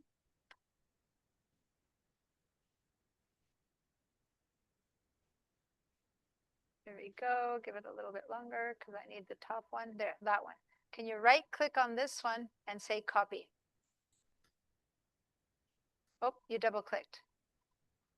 So you're going into it, which is not what we need. So now back up one. Go ahead and go back. Go back. First, back, You back. need to go here. back because yeah, go back one time. Yeah. And this time just right click and copy. Right click, no Yeah. left. Right click. And And copy, copy. copy. Okay. Now let's go back to Google Drive up here. Now go to My Drive. Double click. Good. And now right click and paste. So go over here where it's neutral. Oh, Right click and paste. where? Right here, just right click. Right where you are, right click. And And paste. paste. Mhm. Cool. And we're about to take a break. I want everyone to have posted onto the, I want everyone to have posted onto Padlet. So when this is done, which will be very soon, I'll show you something and then we can, I can go back to everyone else. So meanwhile, guys, are you posting in the Padlet? Screenshots of everything we've done. I see Colette, Rebecca, yours doesn't have an image for some reason. There it is. Rebecca and Colette have posted. Everyone else hasn't posted yet. Shamuel just posted. Keep posting. All right, so now follow this. Don't double click. Just select it and drag it and put it here. Left or right? Just left, click and drag. Here, here, here, here, here, here. To the left. Yeah, let go. Cool. Now click on that and you're set. Click on that. Yep, there's the class files. And now you can double click on this one, which is the one we're working on. It'll open in Photoshop. And cool. And now just really quickly go up to filter. Go to filter and say convert for smart filters at the top. Ah, that was a bad marking. Here, here, here, convert for smart filters. Say okay. Good. And then the next thing is go back to filter.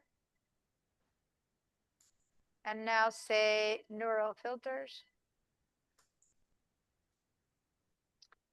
Cool. And now I'll have you load it, and then you're on your own to play around with it. Okay. Go ahead and say skip tour. Okay.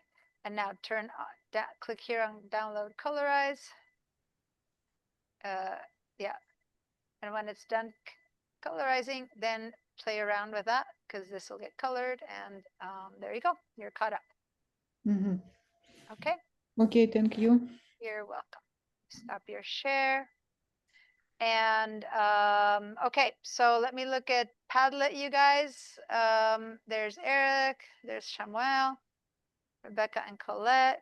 Okay, if anyone doesn't remember how to post into Padlet, let me know. But at this point, it would be just Ada or Mike.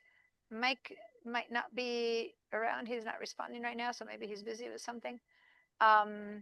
So, and Ed, you're there. But you also, oh, you came in with your other computer. Cool. All right. Let's do this. Did anyone test another filter or another version of what we did with this filter that they want to talk about or share, tell me about? Anything? I was able to make some changes in in that layer. A different menu popped up. I didn't go back to neural filters. It was something else. It had Do you a, wanna share your, is it gone or do you want to share your screen? it's gone, but I can try it again. Okay.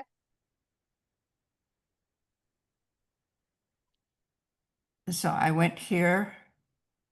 To the layer itself. Yeah, you can always, oh, well, that's different. That's a whole bunch of stuff. You know, I have barely ever shown you this feature. And these are layer styles, layer effects, which are really cool. But that's just because you double clicked on an image. Any layer that you double click on gives you this feature. And this feature has certain options that you can use or not use. So A lot of options. yeah, go ahead and I'm going to talk about that a bit later. But since that's a little bit different, I'm going to leave that as a plan B. So cancel out of that. And then try to go back in and save as a neural filter. Yeah, so go turn this eyeball off so that you don't see two on top of the same image. Now select your original because otherwise the filter will try to apply onto the layer one. Yeah, select original again. And now go back up to your neural filter. And this time just change how it exports. So go back to colorize and turn the little slider on. Oh, Another. I had downloaded a lot of those other okay. neural filters Yeah, in good. previous classes, And now it's asking me to download them again, which Well, means. it probably because they've updated them. right? Oh, So now go over here to the output of new layer and change that to smart filter. Cool. And right now just say okay. Because now by saying okay to that, now you can willy-nilly go in and out and now, yes, change to make it whatever changes you want to make to it because it's always available now. Instead of as a fixed layer, click, and now you can go in and change things, move colors, manually change, reduce all the other stuff, and then and each output will give you a different solution. Okay. Now, can you scroll down a teensy bit more? I want to show something else to everyone. See at the bottom of this one where it says, "Are you satisfied with the results? Yes or no?" These are all like Adobe trying new things, wanting to see if they work or not work, if they're good or not. And they really do want to hear if you say, yeah, that I really liked it, or whoa, that didn't work at all. And then it goes into some place where they kind of begin to see how many happy people or unhappy people are. Another thing that you see here is a wait list. And click on the wait list. They have ideas of a lot of people have been proposing stuff.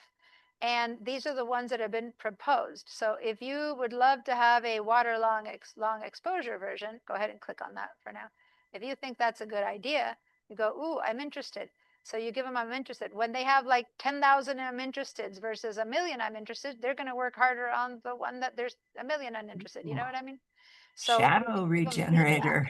you can give them a feedback on that one. Now, this is one that I've heard a lot about. Remember the other day I said how the shadow, they managed to point the light coming from a different spot. So these are ones that they're working on. Now, some of these, you might want to tell them more about what you want them to do or your feedback or whatever, and then they get that feedback and they're working on these things, right? But the ones that exist right now are those. Some of these might be in the beta version where they're trying them out. Some of them, they're just waiting for them to get fixed, but just wanted to show you those choices. Okay, so you can go back to all filters and keep going from there. All right, guys, if you've all played around with this a little bit and you've, let me stop your share, and you have the lay of the land, so to say, then let's take our break. And unless there's any questions about this working or not working, then let's take our break and then we come back and we're going to move on to a different feature. So let's say, what time is it? 6:31. So 6:45 would be about 15 minutes. So let's be back at 6:45 p.m. Okay? See you guys in 45. And Gretchen, before you go, any news on bridge or not bridge or no? Then at least I don't really need to take a break right now myself. So if you don't mind, can you just, I'll help you get down to class files so that you can work with us. So share your screen.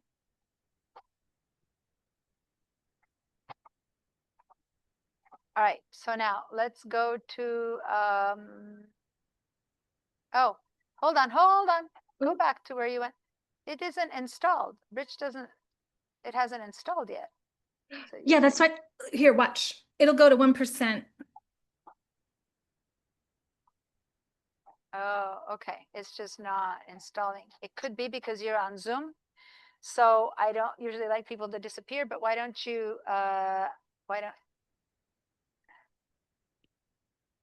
Adobe Photoshop 2024 is what you have? Yeah. Yeah, so that's another thing. Hold on, let me see what computer do you have. Make sure you don't do something that's beyond the power of your computer. Go up to the Apple up here.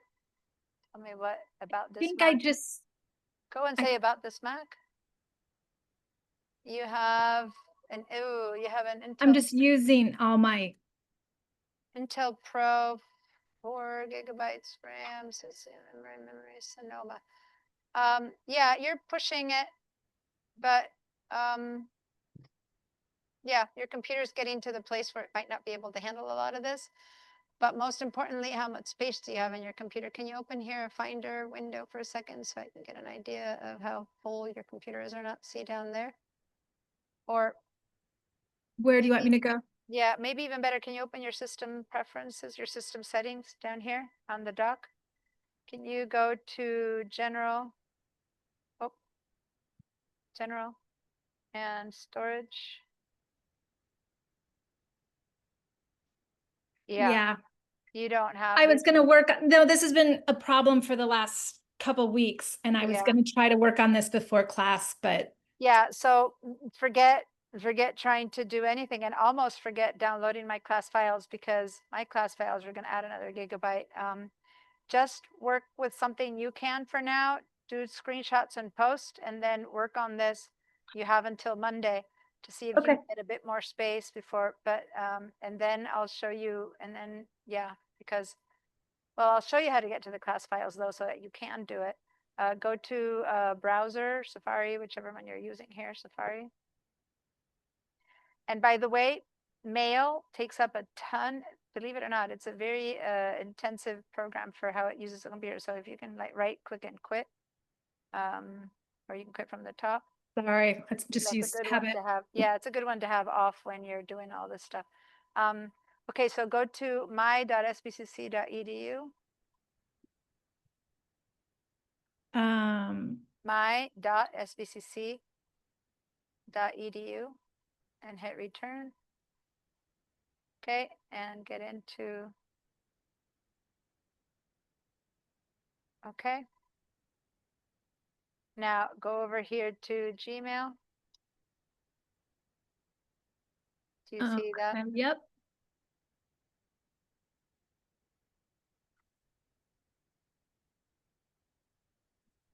And then go over here, up there, and go to those spots, yeah, and go to Drive.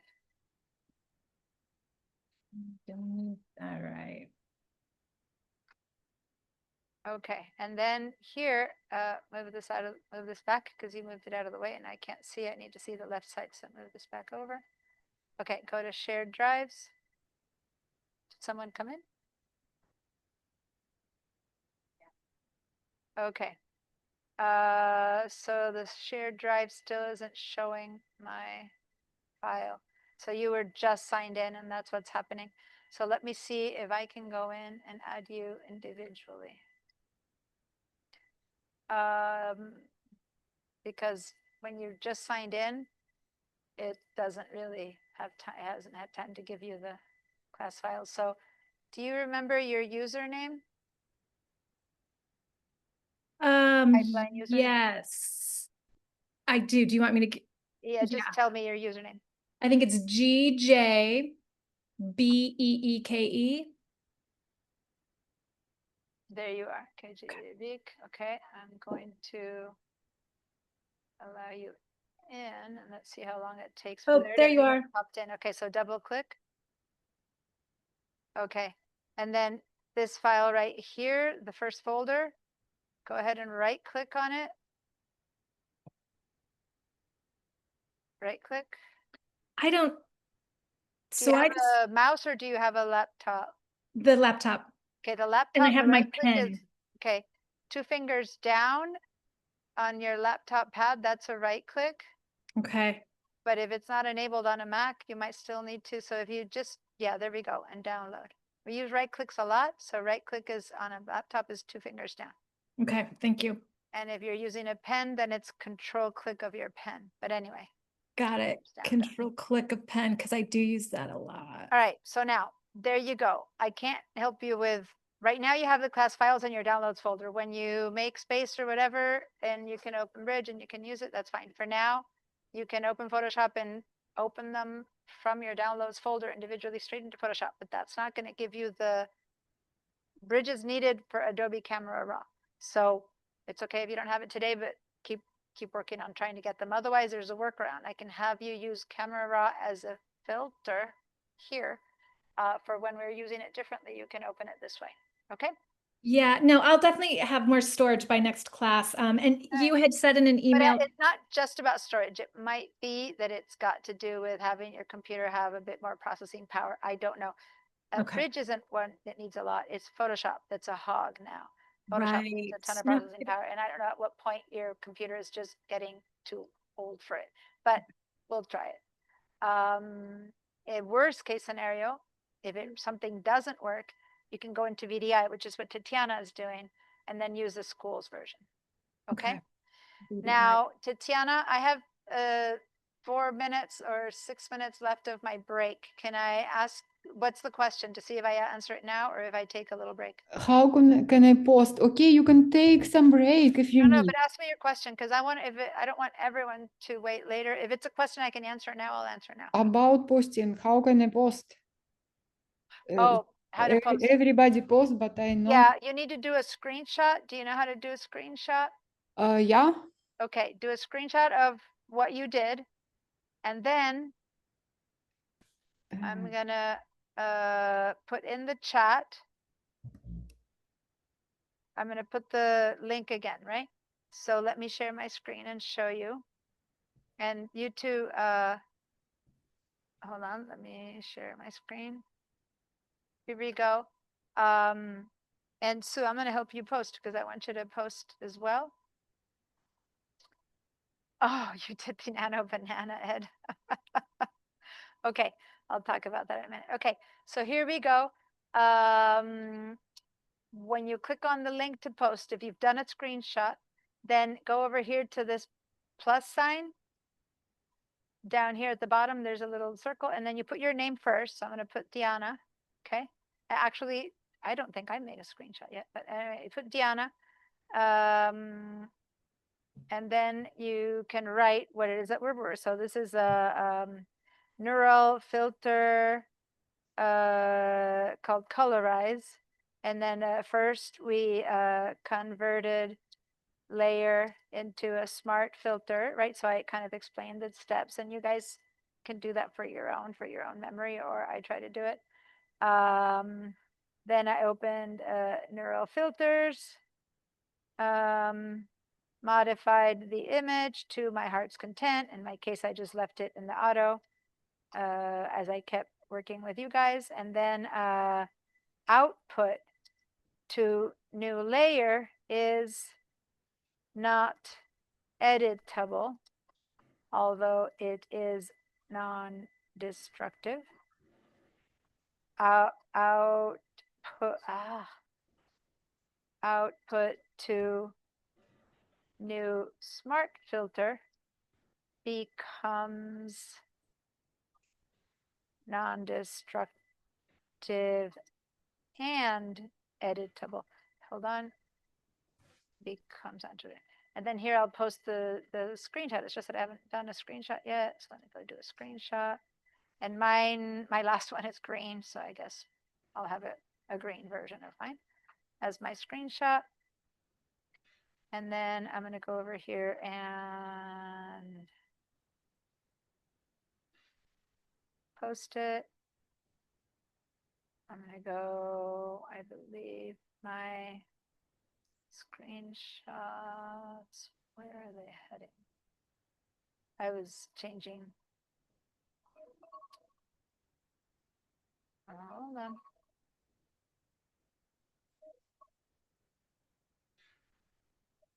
This computer is hiding my screenshots in some bizarre place. I need to figure out where it is because I don't see my screenshots right now.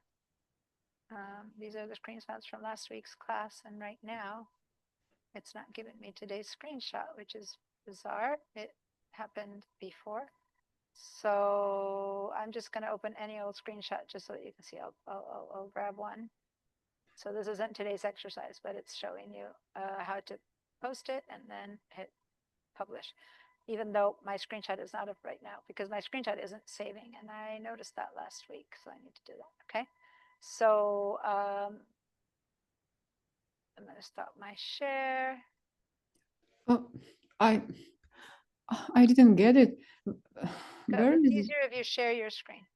Okay. And I'm going to help to. Just listen. Okay. It scares me how much. Well, try to do this one. Yeah, I went in and I've gone. And so when you're done here in It Photoshop, scares me how much I have it now. Photoshop is changing. Yeah. Well, it depends. So Tatiana, yeah, share your screen. I'm waiting. So, I'm gonna. did you do a screenshot? I'm gonna do it now. Do a screenshot. On a PC, you can also do a shortcut, which makes Shift it command screenshot. It 4. just makes it a computer clipboard. So you could also do, anyway, you're doing it. So, okay. I want all the tools, not just the end result, but all the tools is more important to me. All the tools? Oh, Yeah, like, so I need. yeah, just, it's okay this time. But for me, what matters is that you know how to use the tools, not so much your end result, but like the tools. Okay. Okay. But it's And, okay, just to show this. where can I? Okay, so leave the screenshot where it is. It'll go to your desktop. Okay. Now go to the chat link. So you go to the chat and get the link so that you go to the chat, your computer's chat, Oh my goodness. the where- Zoom chat, where I put the link. I can see it anymore. Because Where you're is sharing it? your screen. So it's probably hiding in your tools that are above here that are saying that you're sharing your screen. Oh, I see. Chat. Mm-hmm. And Click on the link that I gave in the chat, the last link. And there we go. You're going to the Hyflex. Okay. So now click on this little plus sign that's down there. And now put your name. mm-hmm.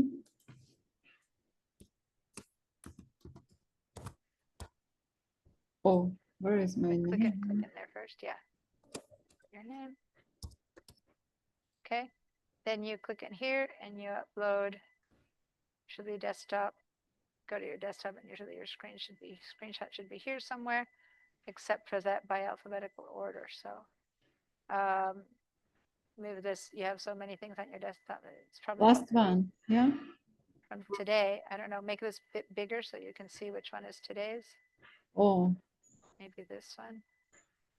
everything today because I was trying to do it. You just made the screenshot, so it should be one of these. Oh, okay. are all Maybe old. this one. There you go. And Yeah. one. Good. And then if you want to write something and when you're done, you hit submit. Okay. Yeah. Thank you. You're welcome. All right. So is it time for class? Yep. There we go. There went my break, but that's okay. I just wanted to catch up you guys so that it doesn't take up all the class. So the rest of you should be back. So if you're back, let me know that you're back. Let me have a drink of my tea from this morning. This is still from this morning. I've been, no, not from this morning, oh yeah, from this morning. I made it at 10 a.m. I've been teaching here since 1, but this is my early morning one. You'll be up all night. Nah, it doesn't affect me as much. You're on a different filter right now. Let me give everyone, if you're home and if you're home, those of you who are in Zoom, if you're there, and let me clear your answers. Hold on. If you're back and you normally turn on your videos, please turn them on. If you're not turning on your videos, but you're there, give me a yes. So I know that your warm body's on the other side. Okay. And let me help Sue here.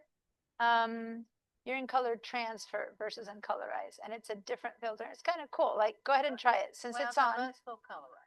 But since you're here, click on that one, for example. It's gonna colorize based on what it's finding, right? So maybe it'll attempt to give it some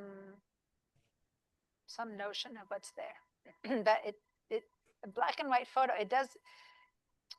If this had colors, it would have transformed the colors. But since it doesn't have colors, that one, all it did is make it blue. So isn't that cool? Usually with this, and then colorize is the one where it gives you the, so you need to turn it on. Oh, but you need to, yeah, turn that one off. Yeah, otherwise they're both, there we go. All right. Okay. All right. So I see a couple of yeses. I see Rebecca and Colette. Cool.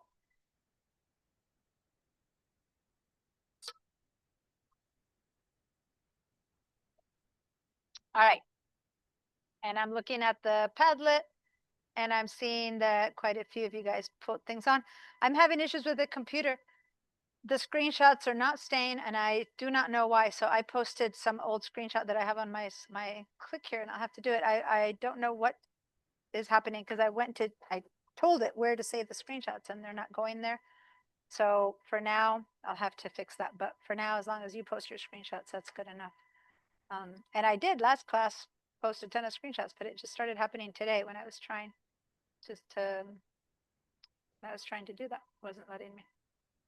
Okay, so now I have Photoshop Bridge and Padlet. So Rebecca, you're saying you just updated, and it says improved remove tool, which is one of the ones that when I told you that I couldn't use it. Harmonize in the beta mode, upscale in the beta, AI approach, and new features. So, but they're all in beta. So the only one that really applies to us now is the remove tool, but that's the tool that I said wasn't working and that you showed that for you it was working. So that's interesting. So are you in Photoshop beta that you're showing this in beta, Rebecca? No, it just was on the menu of what's new. Okay, because in Photoshop beta, they've included something that, Ed, I don't know if you're here yet. I don't see you answering, so you're not, but there's a new version of AI called Gemini 2.5 Nano Banana that it's existed outside of Photoshop now. And they just incorporated it into Photoshop. And an example is this model is sitting right there, and it turned it into this. Pretty crazy what it does. I've seen a ton of examples on it online, and Ed gave us an example already. So Ed posted over here. So this is exactly what Deanna said about Made Up. I did this as a test. Photoshop Beta now allows Photoshop to use Google's Gemini Nano Banana, which is an app to do generative fill. And to do this, you load an image and then give it a prompt. So this is Ed. You might have seen him when he talked to me. He loaded an image of himself. He gave it a prompt. And this is all invented. But this is truly Ed. It's amazing. And then Ed isn't here, so I can't talk about it until he gets back. But this is Photoshop, and this is basically complete AI, and it's new from this week. This is from this week. I noticed there was the like the toy that says AI was on his picture. Is that so we know it's AI? See down in the right corner? I don't. There's a white spot. It's like Oh, a, this little like. yeah. That's the logo of Nano Banana. It probably, but you can erase that. So it's only goes so far. But yeah. When you said the toy, I thought you meant like, because this is like a little figurine of him or something. Yeah. But I want to know what prompt he gave him. But whenever he comes back, he doesn't seem to be in right now. So I'll ask him what he prompted to get that out of it. But it's crazy. I've been watching some videos, and it's truly, as I said, I'm going to teach you how to use Photoshop still for how to use the tools, because again, there's a limit to what. If you want to invent, now you can invent freely, and AI in that sense is just doing crazy stuff. But Photoshop can still be used, and is still being used by bazillions of people and professionals just to work on existing photos of your own, photos of models and stuff like that. So yes, you can shoot. I can shoot Sue, who's sitting in front of me in this classroom right now, and with Nano Banana, I can have her sitting on a lounge chair under a Hawaii and a fan in Hawaii, right? Yes, I can do that. But for the most part, if I were to shoot a picture of her right now, maybe all I'd want to do is change the lighting, because this is all going to be very green lighting because we have fluorescent lighting. And that's the kind of stuff that I would truly want you to know how to do. But not necessarily because suddenly we're in Hawaii. But can I make her be kicking back, sipping a mocktail or something? Yes, I can. Pretty intense. And with this including Gemini into Photoshop, all bets are off, because before, whatever's Photoshop generated still wasn't up to par. Gemini in Photoshop now is crazy, because Gemini in Photoshop is literally, I mean, it's changed the game. And this happened probably 4 days ago, 5 days ago. So it's really, really new, but it's in beta. It's not in the regular Photoshop yet. When I mean beta, you guys, they have a version of Photoshop that you can download if your computer is good and strong and fast enough to have 2 versions on, which is the one where they're trying things out and they want feedback from people. But you don't want to have just beta and not the regular Photoshop, because the problem of trying things out is things sometimes work, sometimes don't work, things are a mess. So you want to still have the good version, which is the full version. And then in the new one, they're just testing new things. Okay. All right. Oh, I left you over here. So let me see. Eric, I didn't know if you said you were here.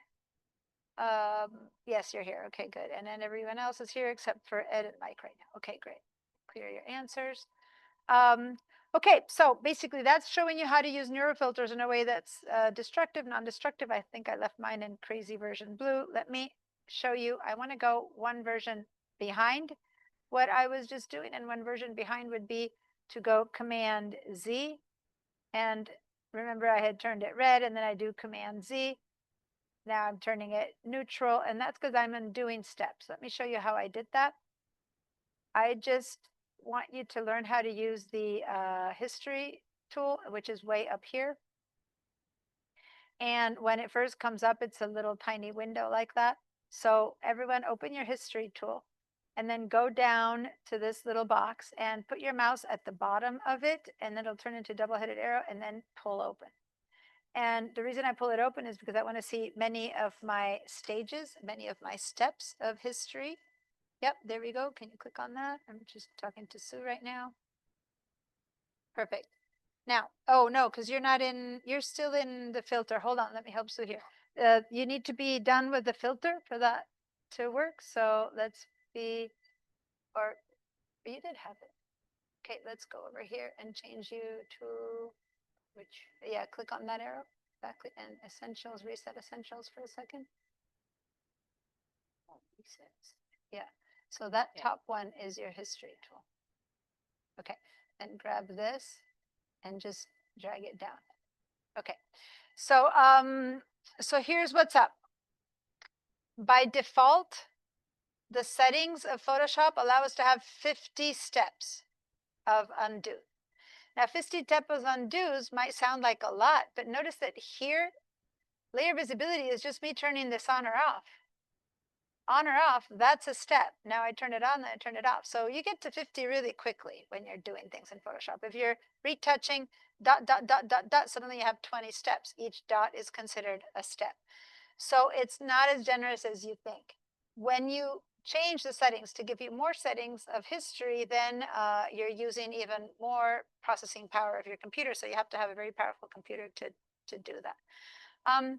So watch my screen for a minute. When I want to undo something, I can do a shortcut, which is Command for the Mac, Control for the PC, and then tab the letter Z. And that undoes something. My last step got undone. You see that? And then if I keep doing Command Z, right? I keep going backwards, undoing things, backwards, backwards, backwards, until basically I keep doing Z, Z, Z. I'm tapping Z 25 times now, and by the time I'm done, I'm back to 0. I have held down the command and tapped Z, Z, Z, Z, Z, Z. Now it's so important that I do nothing else right now, nothing else, because I have undone so many things that if I go to my history panel, I've gone all the way to the beginning. See? Now, if I were to now do anything else, if I were to now suddenly click another tool, it's like I'll start writing a new history and all of this will disappear. Since I haven't done anything else right now, I can still go up here and here and here and kind of go to all the different stages of what I've done. Does that make sense? They're still available to me. So I did Command Z, Z, Z, Z, Z, and I went back. Or I could have just opened my history panel and gone all the way to the beginning instead of doing Z, Z, Z, Z, Z, Z, Z 20 times. But the most important thing about this is to know that you should always go back 1 or 2 to before you didn't like what was happening anymore, or before you made a mistake. You can say, well, I preferred it here, preferred it there. But once you change path, so see all these things that are there? If I now, the moment I do something else. I'm going to just choose another tool. Boom, there. Make a selection. Done. See how I've lost all those last 10 steps? I can't go back to them. And if I really liked that step that was there, just by doing something else, I've lost it. I can only go back this much. So say that I go all the way back to that, and now I do something else, whatever else I'm happening to do this, but it doesn't matter. That's it. I've lost everything. So everything I've done up until now is gone. And I have to start from zero. So be very careful when you do use these, right? Because now I can't go back. I can't go back to my neural filter. It's gone.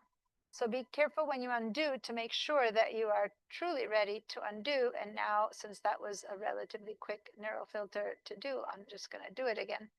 But because I didn't do anything but say, okay, right? So that way it's quick. But had I worked hard on it, that would have been horrible. Had I been really working hard to get a great effect, don't play around with your history without being ready to lose everything the moment you're done. But on the other hand, the history is great because when you do want to go back and start on a new way, it's like you open a new path and you start in a new direction, all the old directions disappear from you. Does that make sense, you guys? If you give me a yes if that worked, if you saw that.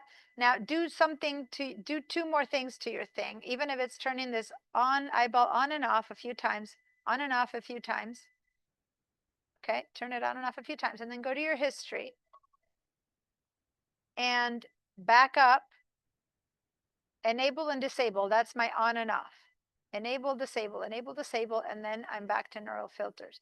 Then I go back because I lost everything else to that. So you can see how you can go back and forth your different choices, right? You can leave it in disabled or you can leave it in enabled. But the moment you're back to the last one that was good, if you go one beyond that, then you've lost your work. So this is the one that's good. Now I can move on to do anything else, and it doesn't matter if these disappear because, so I'm going to just like make a new layer here or something. Boom. Doesn't matter because I've kept the good ones. Okay. So this keeps track of every single thing you do. And if you do Command or Control Z, or if you open the history to go backwards, the moment you've reached where you want to go backwards and you start again, that's a new path that you're opening up. All right. I'm seeing quite a few yeses, just making sure that you've tested it with something safe to test. Okay. And now, okay, I'm going to clear your answers. All right. So during break, while I was helping people, did anyone try any new filters or any other neural filters, or did you all take a deserved break? And I'm only asking in case you do have anything new to report. Otherwise, we'll move on. Any other filter that you tried that was different or cool or special? Nope. All right, good. Breaks are good. And if you do try something else, remember to screenshot and post it, just so that we can all see what else is happening. Okay. So here we have a pretty well colorized, again, I just went with the basic automatic, right? So I didn't go with anything else. With the basic automatic, but that's a completely different image than the one that we had used before. Now, yes, Tatiana? My history, it doesn't look like yours. Baby feet first, and it's not active. So when you first open your history, it's really tiny like that. So you need to put your mouse over here and expand it. Is that what you mean? And then, like right now, I've erased my history, so I'm down to nothing. But depending on how many things you do, it should be full of stuff. Does it look very different than that? I'll have you share your screen. Or does it look a bit different? maybe it looks like yours. Yeah, thank you. Okay. All right. And notice, by the way, that it's important to be clicking on the word of the action, not on the left side. This left side is a completely different tool called the History Art Brush, and I'm not even going to go there right now. So it's important not to click on this. That is a different thing. It's this. Okay. For now, just trust me. Just don't use the other one. It'll cause a whole different creature.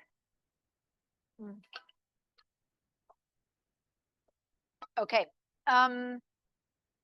Back, and I in the midst of all my trying out stuff, I created 2 new layers. Let me get rid of them. All right. So that's one neural filter. Well, what if I were to use a different neural filter on this? Now I'm going to just show you what happens here on the layers section of things. So I'm going to go back and open in the same thing, neural filters, but a different one, just to see what happens at the layers level, not because I really want to use another neural filter right now. So I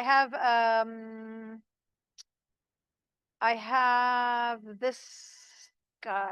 Well, this is the only one that I have installed. So I'm going to open that one that I have installed, but this one isn't going to do much right now because it's starting from the fact that this was a black and white image. So even if I use it, it's not really going to be effective. So yeah, this one isn't going to work right now because this one is adding color to where color was, and this is assuming that the color, it's assuming that this is an image that's black and white. So that's not going to help. So this is probably not going to be too useful. Okay, so I'm not going to, you know what, I'm going to back up and I'm not going to do any of these filters on it because remember, although we're seeing it as colorized right now, since this was non-destructive, the computer is acting upon that base layer, which is black and white.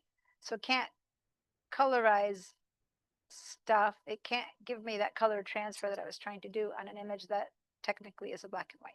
So later I'll show you what would happen if it's another neural filter. But instead, let's go to a different filter. Let's go back to filter, everyone, and let's grab the blur gallery. And this one is something that I showed Friday people. So I'm going to go relatively quickly on this one for now. It's a great filter and it might work for this image, but let's go to the iris blur. Mainly I'm trying to show you a different filter applied. So go to filters and I'm seeing, hold on, I need to help Sue here because you're still in this neural gallery, so you need to say cancel.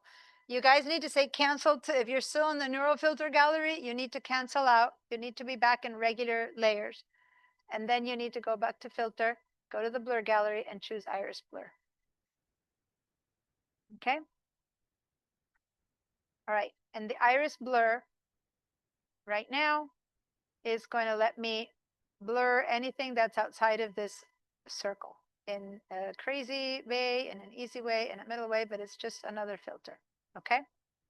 So now I'm going to make it blur a lot because I'm going to show you really quickly how this iris blur works. First of all, give me a yes if you're in your iris blur, just to make sure you're not stuck still in the neural or something else if you're in here. Okay. So the way this works is in a very abrupt manner. Basically, as you can see here, sliding this, it goes very blurry or very little blurry. I'm going to leave it in a pretty blurry area so that we can see the effect. Now I'm going to put my mouse over it. And I'm going to show you that you can touch the center of it and move it to say, maybe I want this toe in focus and not the other one. Or if you have 3 people, one in focus and not the other. So you can move it around, but you need to touch the very center of it. You can also touch this circle, and this circle does exactly the same thing as this slider here, meaning I can bring it in or out to make it be very blurry out or very less blurry. Okay, so that is equivalent to having done this. Okay, so that is the first 2 things. Now, I have an outer limit here that is telling me anything outside of there is going to be blurred. And there's a bit of a danger because I have a push pin on my fingers. And if I were to just click, I'm creating a second blur, an area where I'm taking blur off. So now I have 2 blurs. So if you did that per chance, just select it and hit your delete key to get rid of it. And let's keep only this one turned on. So we have only 1 right now that we move around just for this portion of it. Now, anything outside the circle is going to be blurred. Anything inside of the blur is transitioning from no blur to blur.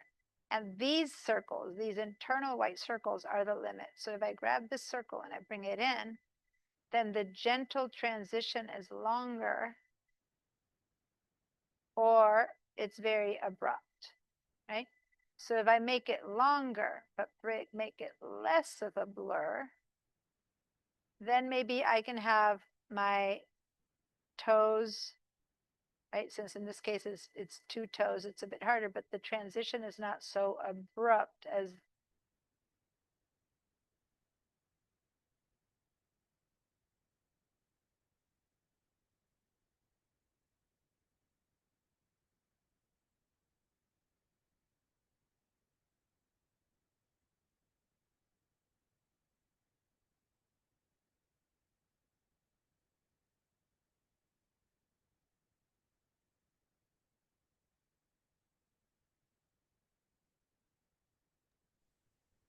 Deanna, I think we've lost your audio.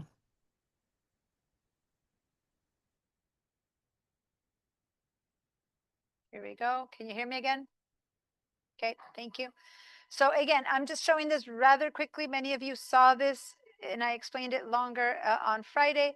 So my main point was at this point just to show you a tool. So maybe I'm gonna point it towards just one toe or something like that right now, because I want to show you how one filter over another ends up working out. Okay. So now you can play later more with these effects and whether you want them or don't want them and all that. I'm going to let you make your decisions about that. But right now, I am basically leaving all these toes in good shape. The rest is all blurred out. And since it is a filter, I'm not seeing Photoshop. I'm in that one filter, and I'm going to go ahead up here and say OK, or hit return. That also works. And now I have two filters applied to my image, a blur gallery filter and a neural filter, and both of them are non-destructive. Now, if you got to the point where you have two filters applied, please give me a yes.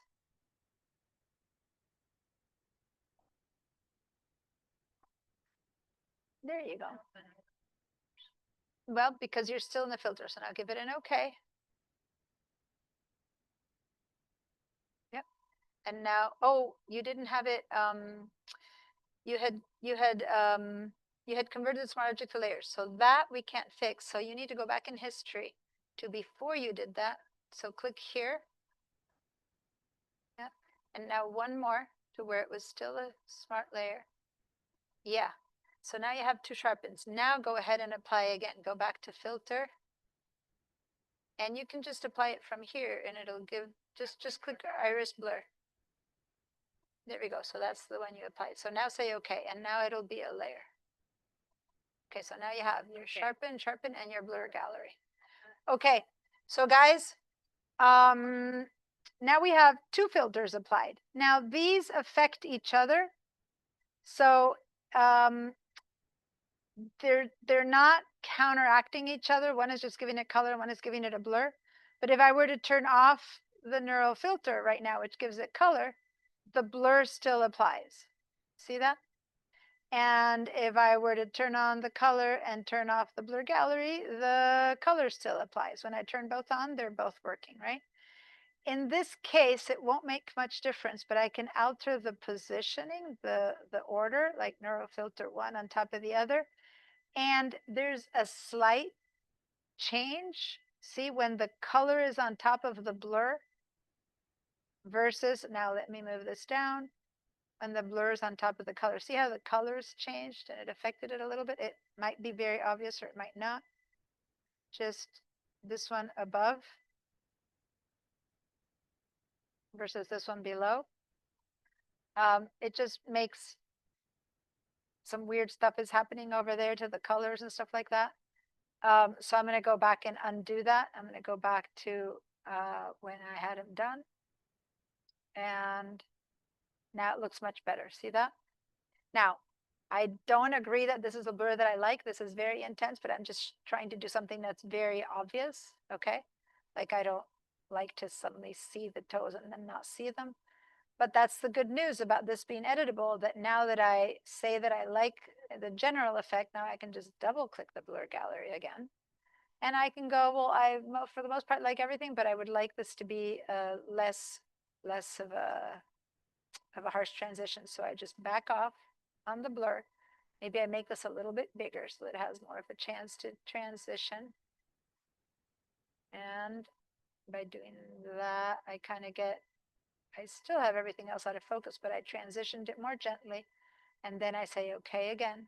And then now that's the whole point. This is an editable, changeable, modifiable, scalable, and I can just like none of them and just turn this main eyeball off and I'm back to the original image, okay? And now nothing is being affected. Or I turn this one on and everything is being affected. Go ahead and give me some screenshots of the blur gallery on, by the way, because I forgot to tell you, so I can go over here. And when I say screenshots, I want the tools, not just the blur.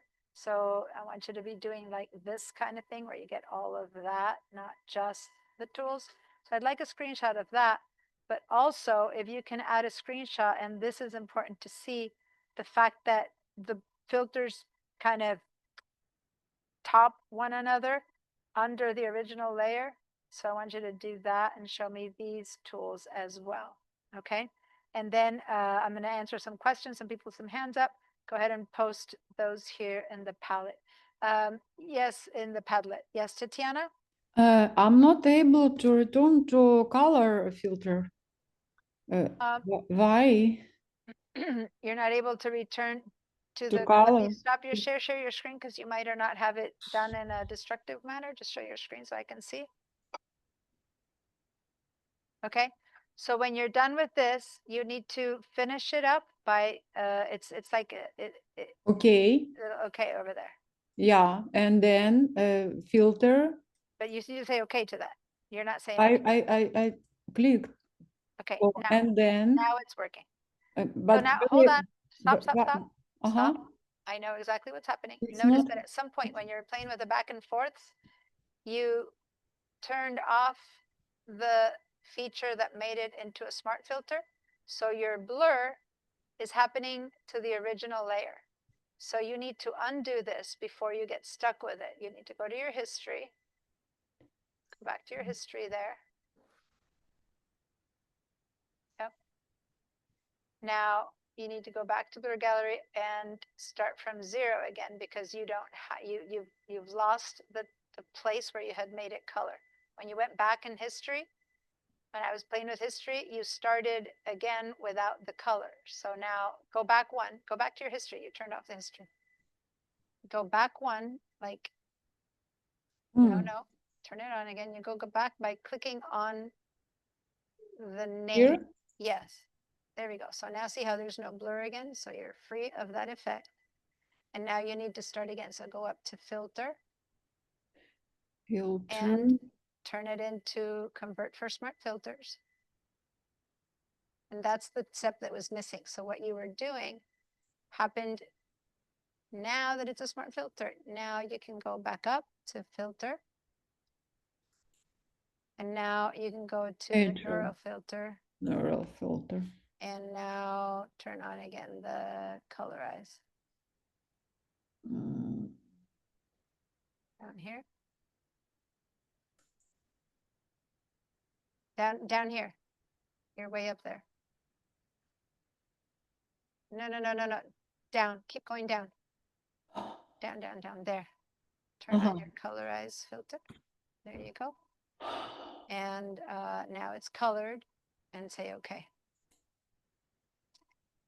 Okay. And then I Oh, can. no. You didn't output for smart filter. I'm sorry. So let's go back one.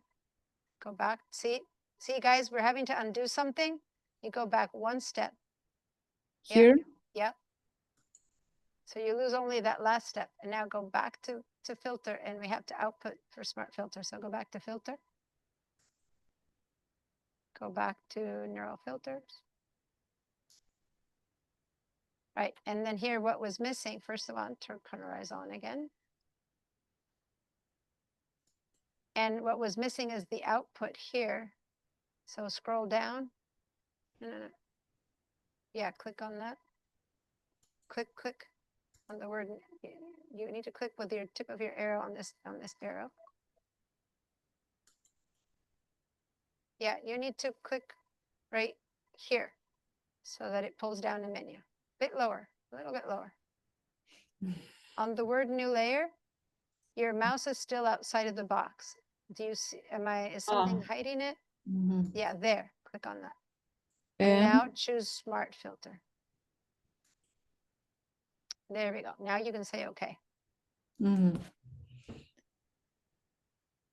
And now there's your colorize filter.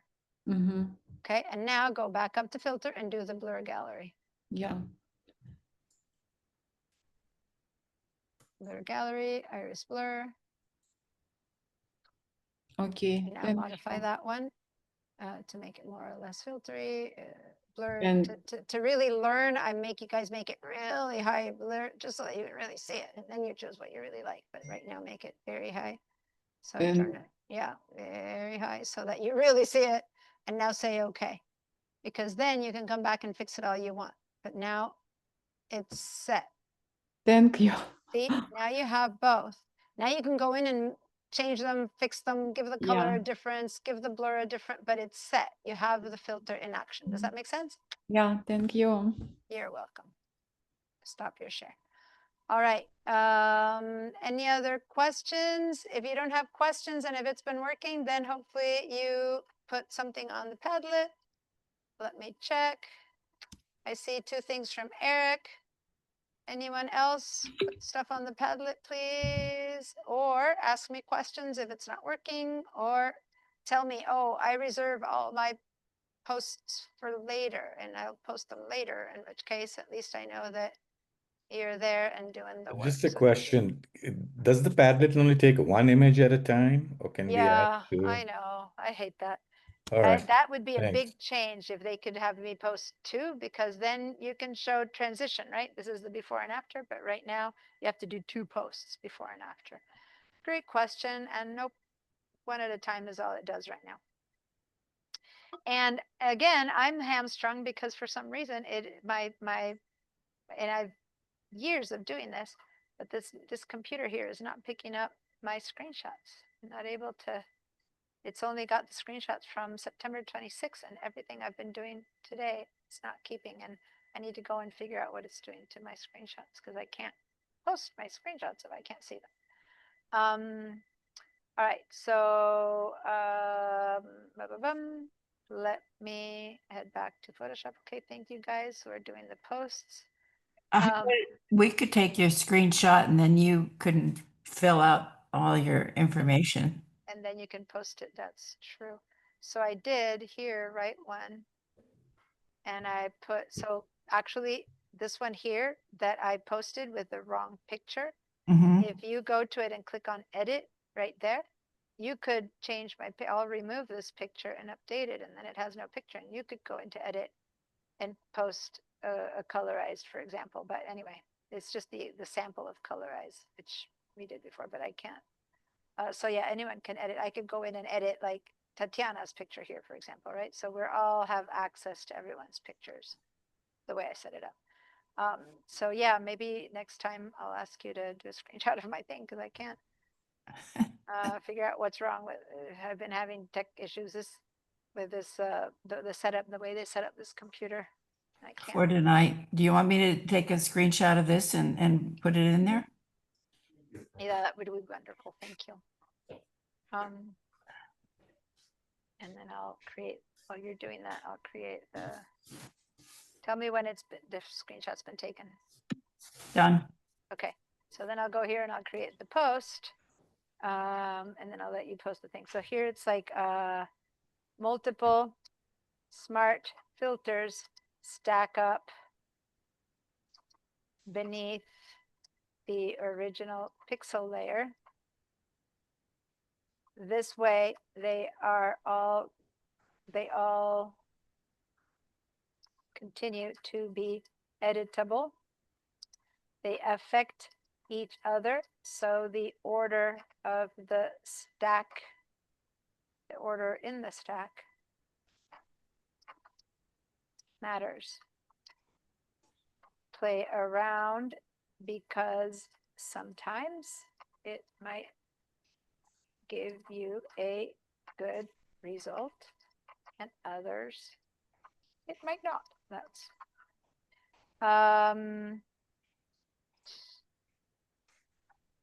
hold on. Now, okay, there's still a typo, but I stacked neural colorize filter and Zero, an zero. iris Mm. blur from the blur gallery. Okay, so I'm going to publish it and then you can put my screenshot on it. So Shamal and Tatiana, I'm not seeing your images there. Is it just, no, they were just not coming up yet. Okay. Cool. Back to Photoshop. All right. So now what? How do I do that? I've got open post, a new tab. So head over here to mine, and when you hover over it, you'll see the word edit right there. Head over and hover with your mouse over this area next to the 3 dots, and the word edit will appear. You can edit your own, you can edit other people's. No, I'm not getting it on yours. You know what? I'm the owner of this thing. I wonder if you can't edit mine because I'm the maker and creator and administrator of it. Huh? Well, why don't you post your How about if I post, on I'll one of post yours? yours and I'll call it Deanna. Put it, Deanna, and then I'll transfer it to here. Someone just walked into the room, so give me a second while I talk to them to see if maybe they're a student. Hi.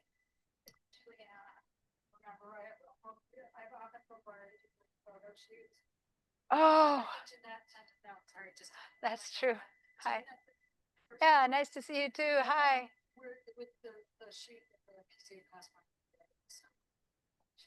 I didn't know that you were going to shoot today. No. Because my afternoon class has a lot of in-person students and on Zoom, but right now, as you can see, poor Sue, so this would not be a good time. But the afternoon class, I have a ton on both sides. And the lab looks fabulous. So if you can come Monday or Wednesday from 1 to 4.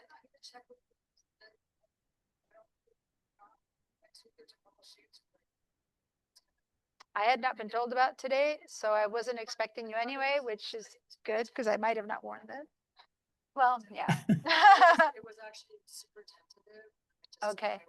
No, I didn't know. So whoever is supposed to let me know, make a better job next time. No, but it would be great. I mean, this class is looking impressive, and I have a ton of people here and here at 1 to 4, Tuesday, Monday, and Wednesday.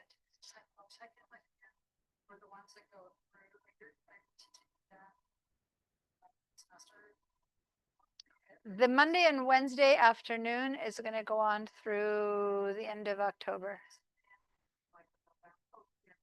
Well, let me see. Give me a second, you guys. Sorry. When does, no, it's just that this is not my real computer. Let me look on my phone. This is my face. No, but not this one. Not this one. No, mine do not follow that at all. Yeah. So November 3rd, Mac level 2 finished November 3rd. And then I have, so the last time I'm here with the afternoon class is November 3rd. And then after that, I keep teaching, but always online. So I don't have, if you want the lab, the rest of mine are not. And that's got a lot of, it's a really cool because you see both, you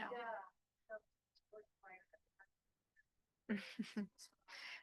Sue is my one and only in person. All right. You guys can't see her. Normally I have my second camera pointing and you would see that someone walked into the classroom, and she's the one that takes all these photos that then you see me plastered all over the buses and the whatever. And she's coming in, she's trying to take pictures of the new lab that you guys are not seeing right now, but here we go. Let me just show you. There you go. It's all new and newly placed and stuff. Supposedly I was having a photo shoot today that I did not know of, and I'm glad because there's no one here. So yeah. Yeah, it is. All right. Bye, Juliana. Thank you. Okay, guys. So where are we at? Okay, we have half an hour.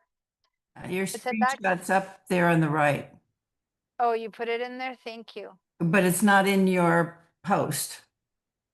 That's okay, because I can probably, I think, take it from here, copy image, and put it in mine, I believe.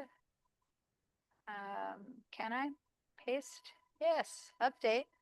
And then I can get rid of yours, which is so nice to do it when I get rid of yours, which sounds horrible, but now you provided me my screenshot. No, Thank you. no, hey, it's a workaround. It's a workaround. We make things work, right? I've had to make things work in this lab quite a few times already. All right. So that's filters. Filters, here's my main layer. Filters go down. Let's double click on layer 0 and the word layer 0, not next to it, which is kind of what Rebecca, you had mentioned before. Was it Rebecca that you said you double clicked and you got this box? Was it you, Rebecca? Yeah. So that's a whole different creature. And that happens when you double click the layer. I haven't told you much about that effect because it's something that I use more when I'm teaching my design classes. It's not so much something that you use for photography. But if you double click right on the word layer 0, right there, then the word pops up, and then let's call this one original layer. And then click either return or click away for the name to pop in there. And now I'm gonna show you other kinds of things that can happen on a layer that will happen above the original layer. And that's going to be adjustment layers. And adjustment layers, there are two ways to get them. The first way that I've always liked is heading. So if this is your layers panel, right at the bottom of the layers panel, there's a bunch of little colors over here, icons over here. And this has been this way for, 25 years. So for those of you who are old hats at Photoshop, you'll see that there, if you used to do adjustment layers at all, then here there's a little circle with a half black, half white circle. When you click on that, it gives you a written list of all the different adjustment layers that are possible. Let me not choose any of them. I'm going to click away to show you a couple other places where you can find that. There's up here, I have the properties panel. Right next to it, I have the adjustments. Oh, if you're new today to Photoshop, you might not be seeing it the same way as I am. You might be under core tools. You might be in a different place. So go up here. The first day we all adjusted our tools to be the same. So go up here to this icon here and choose essentials. And if you're under essentials, so that might be Gretchen or Tatiana who are new to us today, that you need to do that. And then over here under essentials, you'll see that the second tab of this area is called adjustments. Adjustments here, if I go to presets or single adjustments, and I click on single adjustments, and I'm gonna, as you can see, I'm gonna move my mouse to make this one. See how when I put my mouse in between these, I can make this one bigger or smaller. I can also make this one here bigger or smaller. So whenever you put your mouse on any of these lines, you can make it bigger or smaller, okay? So these are all very modifiable. So I'm gonna make it a little bit bigger so we can see. But these single adjustments, if you look at the names, brightness, levels, exposure, contrast, hue, they're exactly the same as these, brightness, levels, curves, exposure. Do you see that? If you look one to one, that is exactly the same down here or up there, okay? Single adjustments versus all of these. And again, actually, can you get a little screenshot of that, Rebecca? Because I can't. Just to show that these are the same things. It's just two different ways of showing the same thing. Later, I'll ask you to post it, but for now. Okay, so I personally like to get them from down here. Why bother going all the way there or over here if I just have them right here handy? But if you go to adjustments, notice that I went to single adjustments, but the default was setting me to presets. Presets is newish to, I would say, less than a year ago since the presets appeared. And the presets allow me to combine a bunch of these together in a preset fashion. Like I prefer to make my own. But if you don't know how to make your own, I'm going to teach you how to make your own. But if you go to presets here, Lost your volume.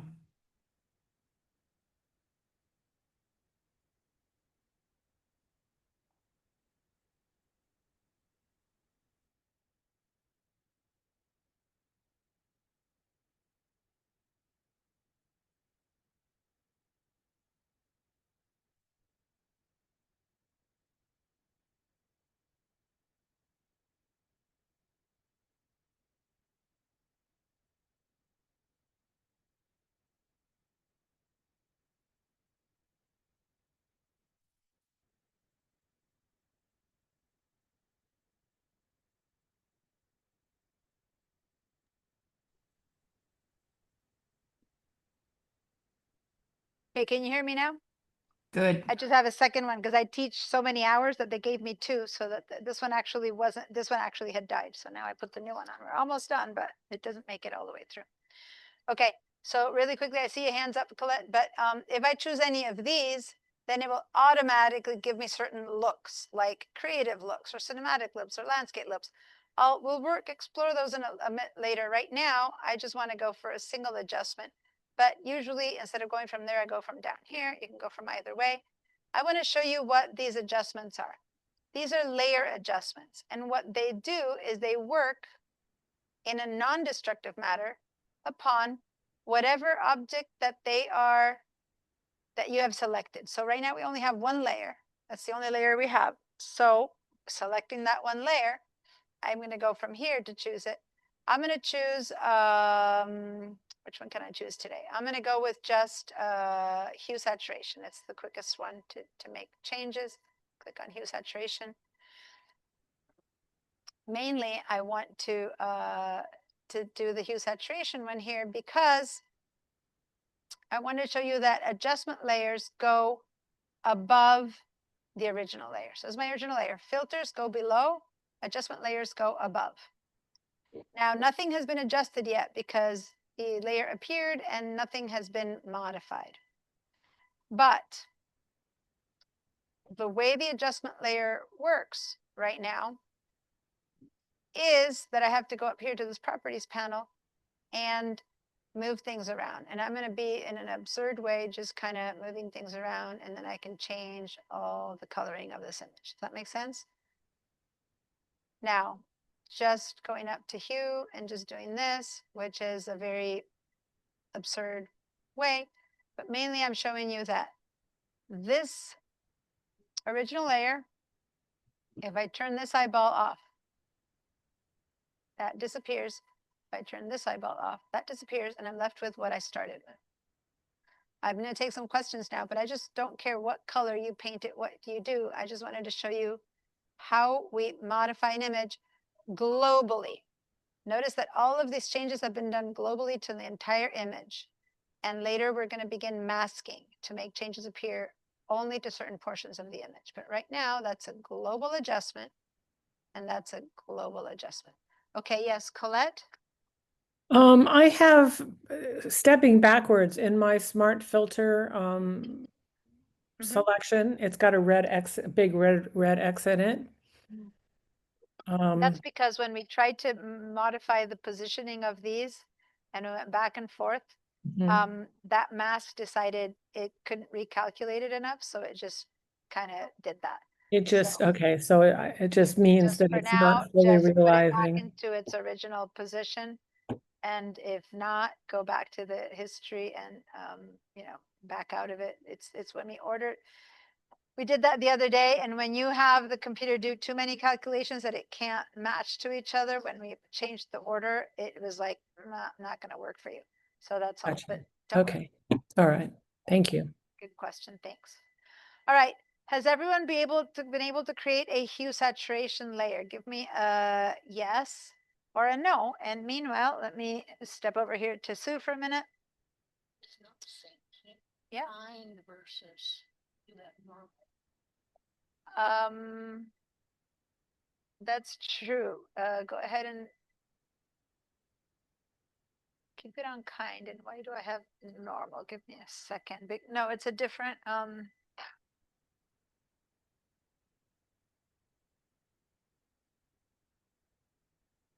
that's a different thing. You have kind. Mine is not showing the choice of kind. It's interesting.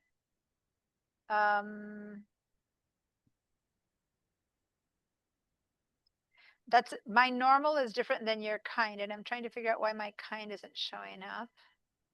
Did you click on one of these?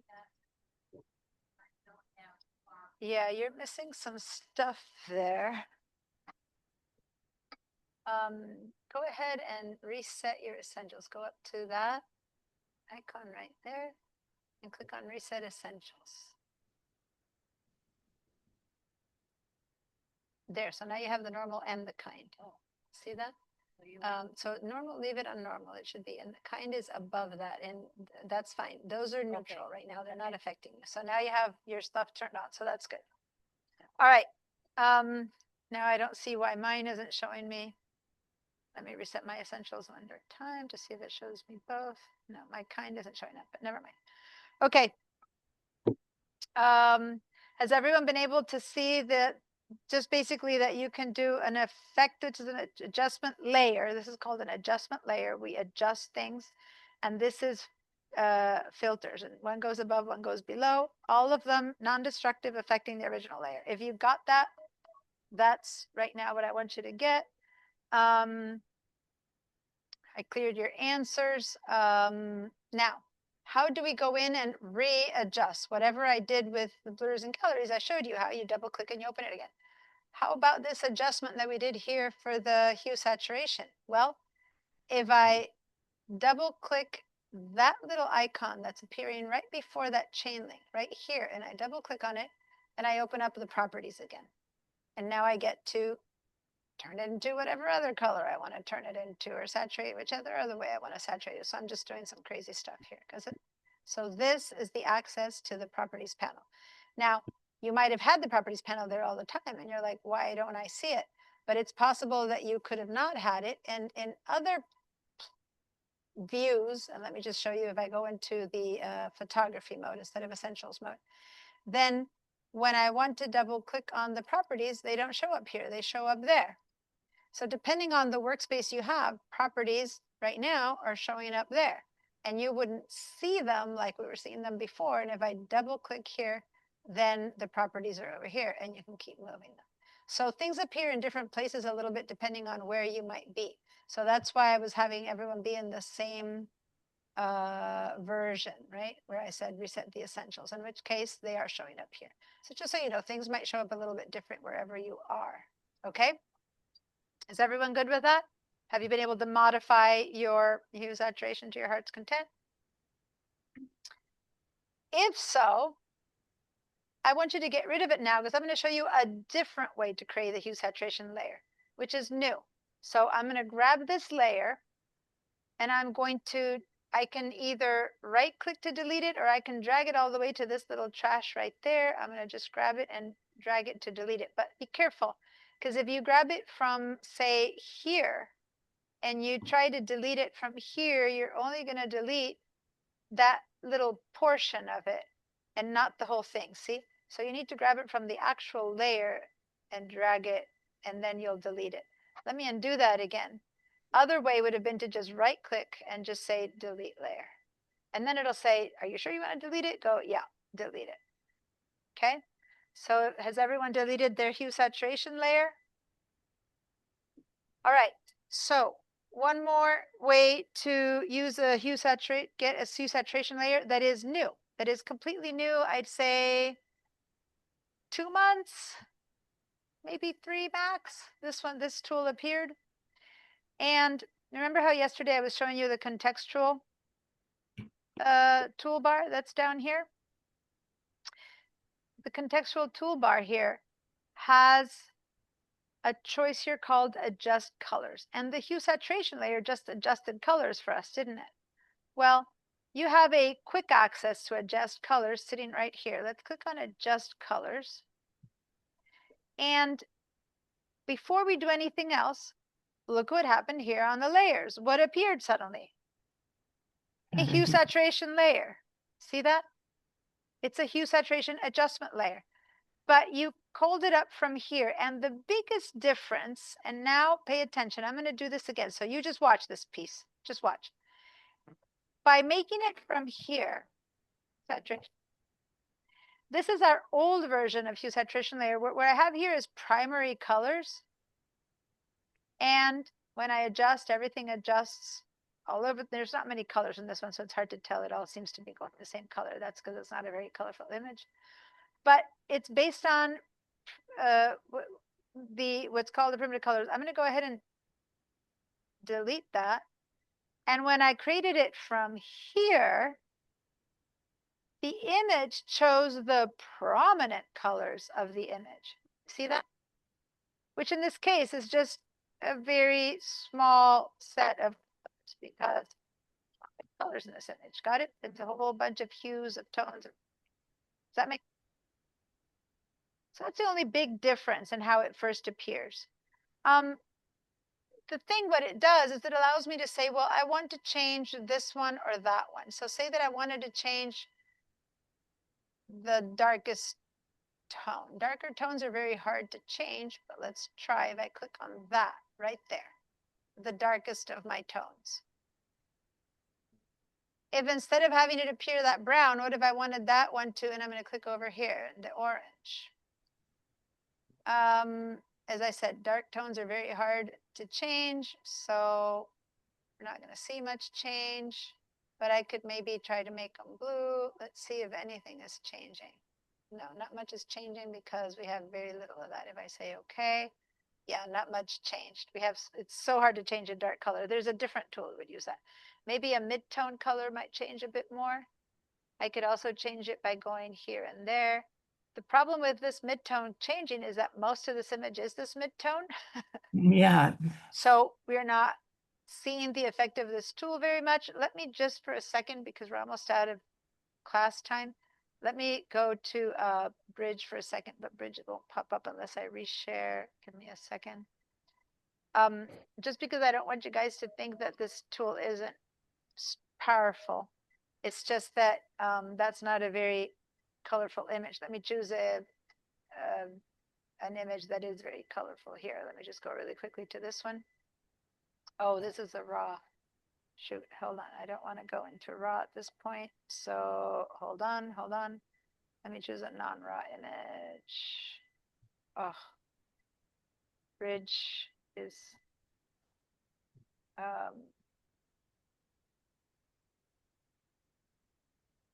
I think this tulip field. So I just opened a tulip field. Why isn't it opening? I need to stop my share. Sometimes the share goes crazy and won't let me. So I just opened a tulip field and I'm just showing you this for a second, just so you understand the power of this tool on a photo that does have colors. Okay. And then maybe my homework for you guys is to do some adjustment, saturation, adjust colors on this one. So here we are.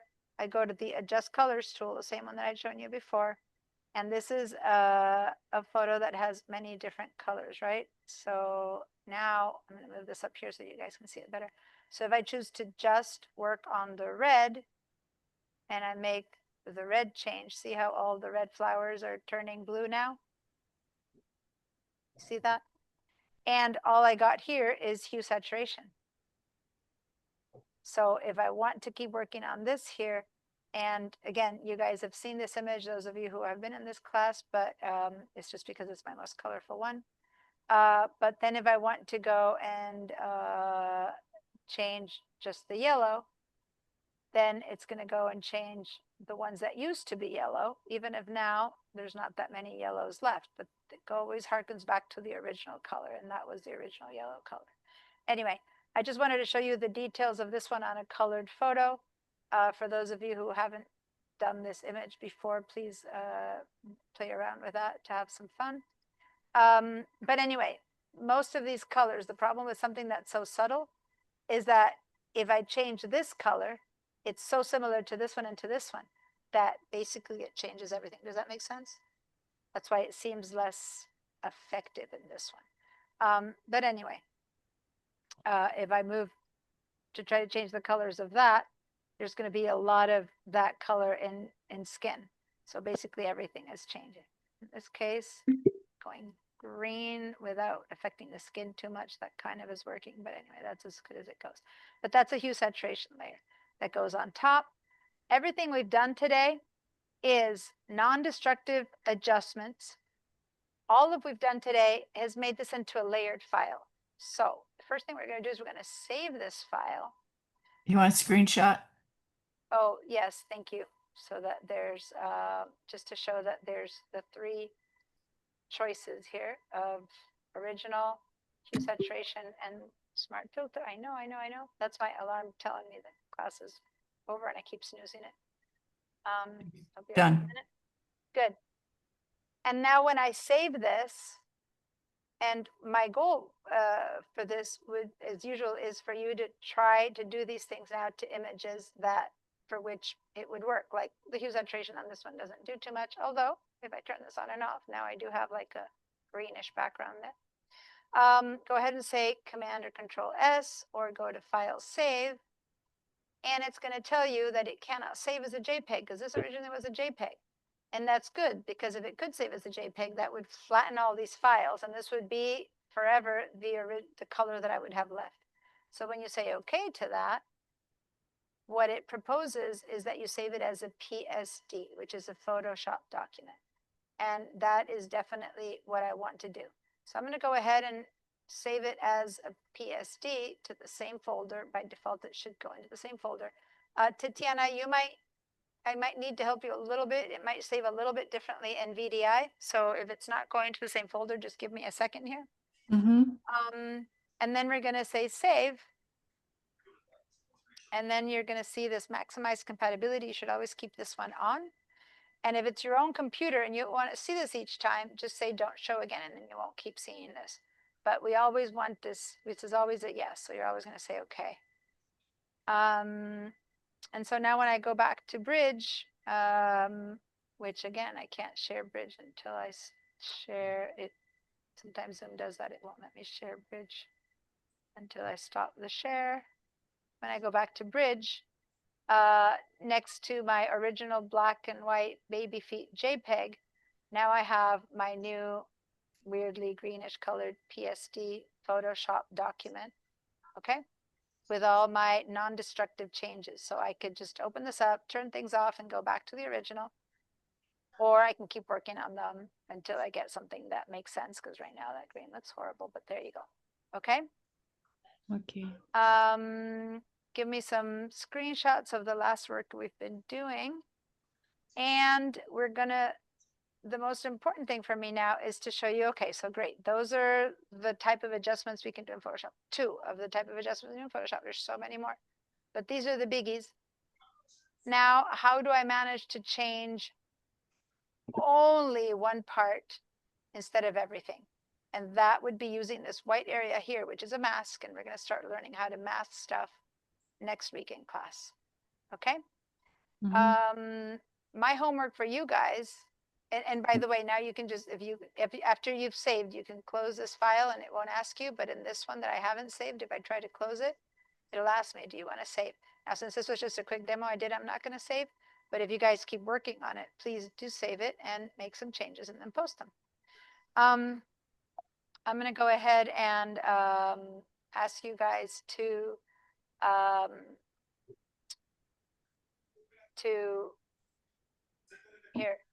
post things here that you're doing. But this is important.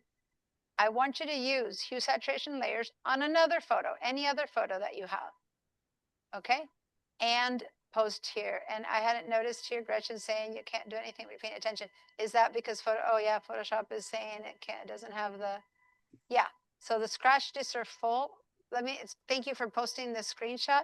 If you ever get an image, a message that says can't complete something because the scratch disk is full, which is what Gretchen's computer is saying. You guys weren't here, but during break, I went into her computer a bit to explore, and she has basically no space left. Her computer is completely clogged up with stuff. So Photoshop needs a lot of empty space on your computer to work. So that's what the scratch disk are full means. It's like it doesn't have a place to process this image. And filters and adjustment layers, those things, neural filters are, they take up a lot of processing power.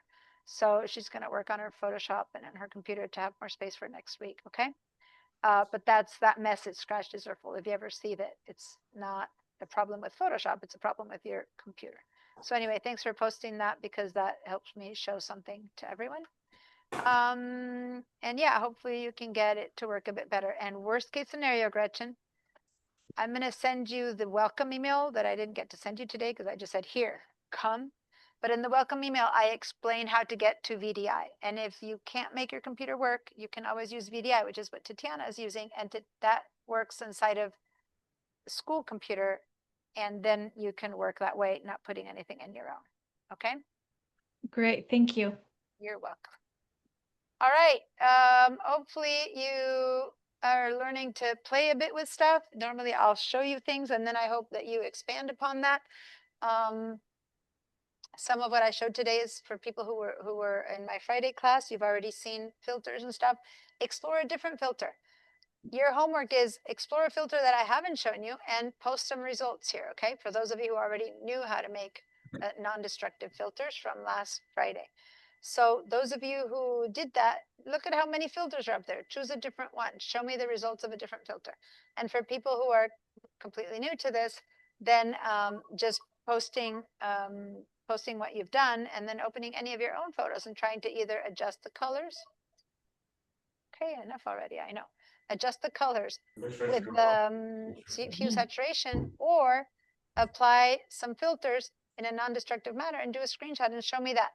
Remember, show me this where you're showing me your work, okay? Like I can see what you did or didn't do so I can understand what's happening. And one thing, for some reason, some posts say that they require approval. I don't know why some of them say that. Some approval. It should be automatically there, but anyway, there you go. So, and one last thing, please read this article. You have now from when I told you on Monday through Wednesday, there was no time, but from Wednesday to Monday, now you have time to open this article, read it either like this online, or you can instead download it. You can right click on this and download the attachment and read it on your own computer, print it out, whatever you want. But I need you to read this article, okay? And especially if you're new today to the class, you didn't know, but I need you to fill out a Photoshop survey, which is over here. And then if you want to remember your shortcuts, you can open this one up and print it. And this is some of those shortcuts that we've been using. And right now, for some reason, it's not opening quickly. But anyway, download that and print it. And it just shows you the command plus, command minus, command 1, command 0, all those things that we're doing. Okay. So yes, for those of you who, I'm already a minute late. So for those of you who need to leave, please leave. I'm happy to stay and answer questions. But other than that, most of you guys, I'll see you on Monday. All right. Yes, Gretchen? Quick question. How do I find the recorded classes so I can watch Oh, Monday? yeah. And again, that'll be in an email that I'll send you. Okay. You just didn't get any of the information, but I did take you to get the class files, remember, during break? Yep. In Yep. the same place where I took you to the class files. So let me share my screen in that same place. And Tatiana, Yeah, please, how can I yeah, save? don't leave yet, Tatiana. I'm going to help you save, but pay attention to what I'm doing right now. Mhm. I took Gretchen to where we get the class files. You didn't have to do that because you had them on VDI.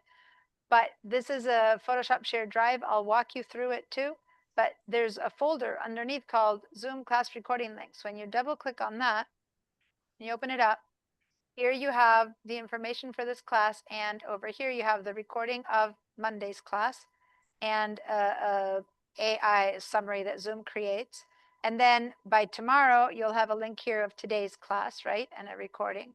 So I'll be putting over here those links. And here's a link to the Padlet so that during the week, if you do any homework, you can connect to the Padlet again, okay? And then here's again the survey that I already gave you in the Padlet. In case you don't remember how to get to the Padlet, just get to the class files. And then here I have information of how to get to VDI, which Tatiana already did. I'm going to send to you, Gretchen, in case for some reason you can't make your computer work enough. Then follow the steps to set up VDI because you need to set two-factor authentication and stuff like that. So I'm going to send you these links, okay? But if you don't send them, here they are, and you didn't know how to get to here. So that's a video showing you how to get into VDI, and this is a how to set up your two-factor authentication code, okay?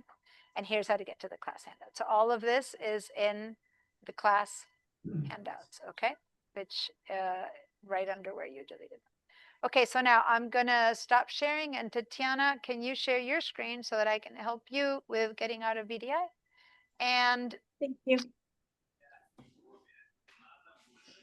hold on, I need to talk for a second to Sue, who's leaving, okay?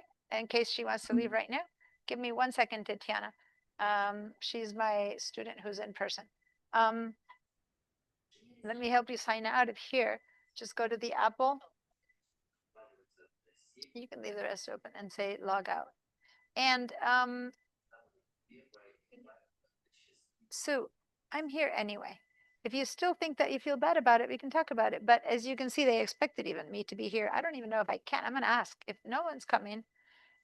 Do I even still have to be coming? Because there's always a chance someone else signs up. Like 2 people showed up to the Zoom today that signed up today. Let's try one more time. Let's try next Monday. Yeah, but as long as you can do more of it here than at home, then keep coming. I'm here. I was here for the afternoon class.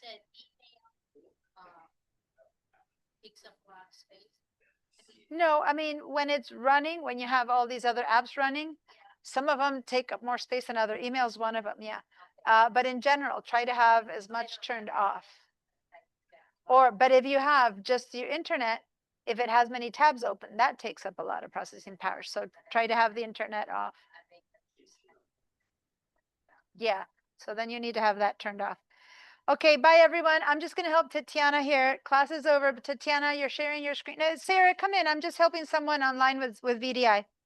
Sarah. Thank you. Okay. Bye. Okay, so Tatiana, where are you? Okay, so first of all, let's close this.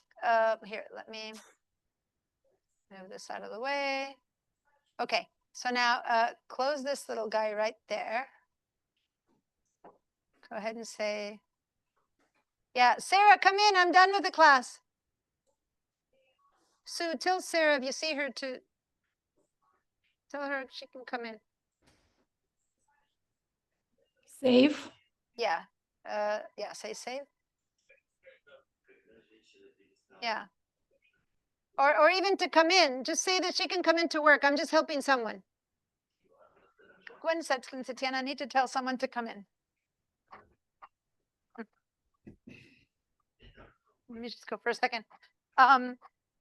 Sorry, Sarah. Oh, she's gone. What did she say? She says she doesn't need to see. Okay, no. The text stop. Oh, got it, got it.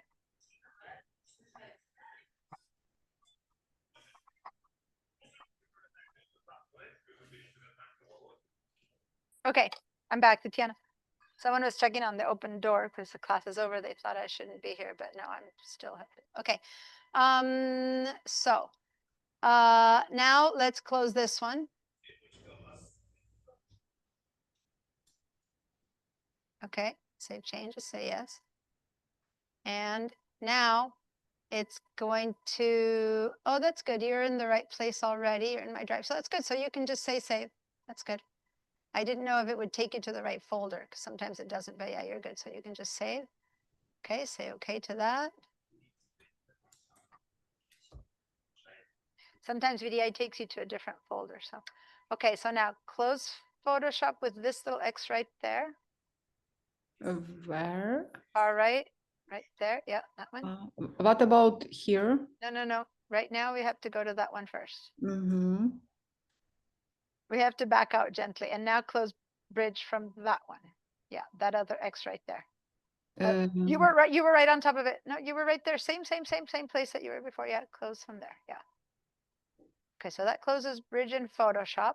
Now, this is the only part that you need to do. Go ahead and say skip. Skip. This is a choice you make once and never again. And then say open drive. It's okay. This, we don't need it anymore. Okay. Now, go over here to these gears. Yeah. And we're going to quit. So now, from now on, and say quit, close that. Okay. So now, from now on, whenever you sign in, the only thing that you need to do each time is you need to each time sign into Google Drive, Adobe, all that. All each time, don't need it anymore. But Google Drive, you need to sign in each time and then quit it each time. Okay. Now, the next thing we need to do is we need to turn off this machine. So hold on. So you need to go to this icon. This is the school machine you need to turn off. Click on that icon. Yep. And here, turn off the school computer. Say shut down. And hold on, because when that's done, say close.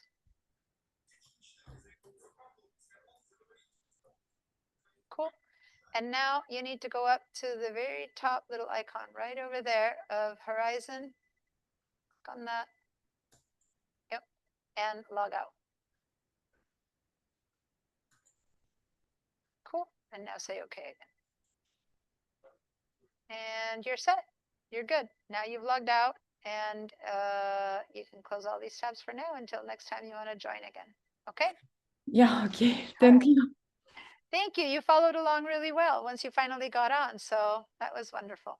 Thank you so much. You're welcome. I'll see you then on Monday. On Monday. Okay. Okay. Have a Bye. good rest. Bye. Take care.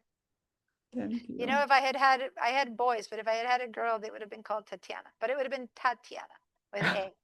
But I love the Yeah. name, but I only had boys. Ukrainian Tetiana. Ukrainian. Yeah. Mhm. Well, I'm from Argentina. I'm Diana. Yeah. Anyway, but they were boys. Diana in Ukraine to Diana too. Yeah. Not Yeah. Diana. Diana. Yeah. Yeah. No, I'm Diana, not Diana. Yeah. Diana. Mhm. All right. Okay. Okay. Bye. Bye. Take Bye. care. Thank you.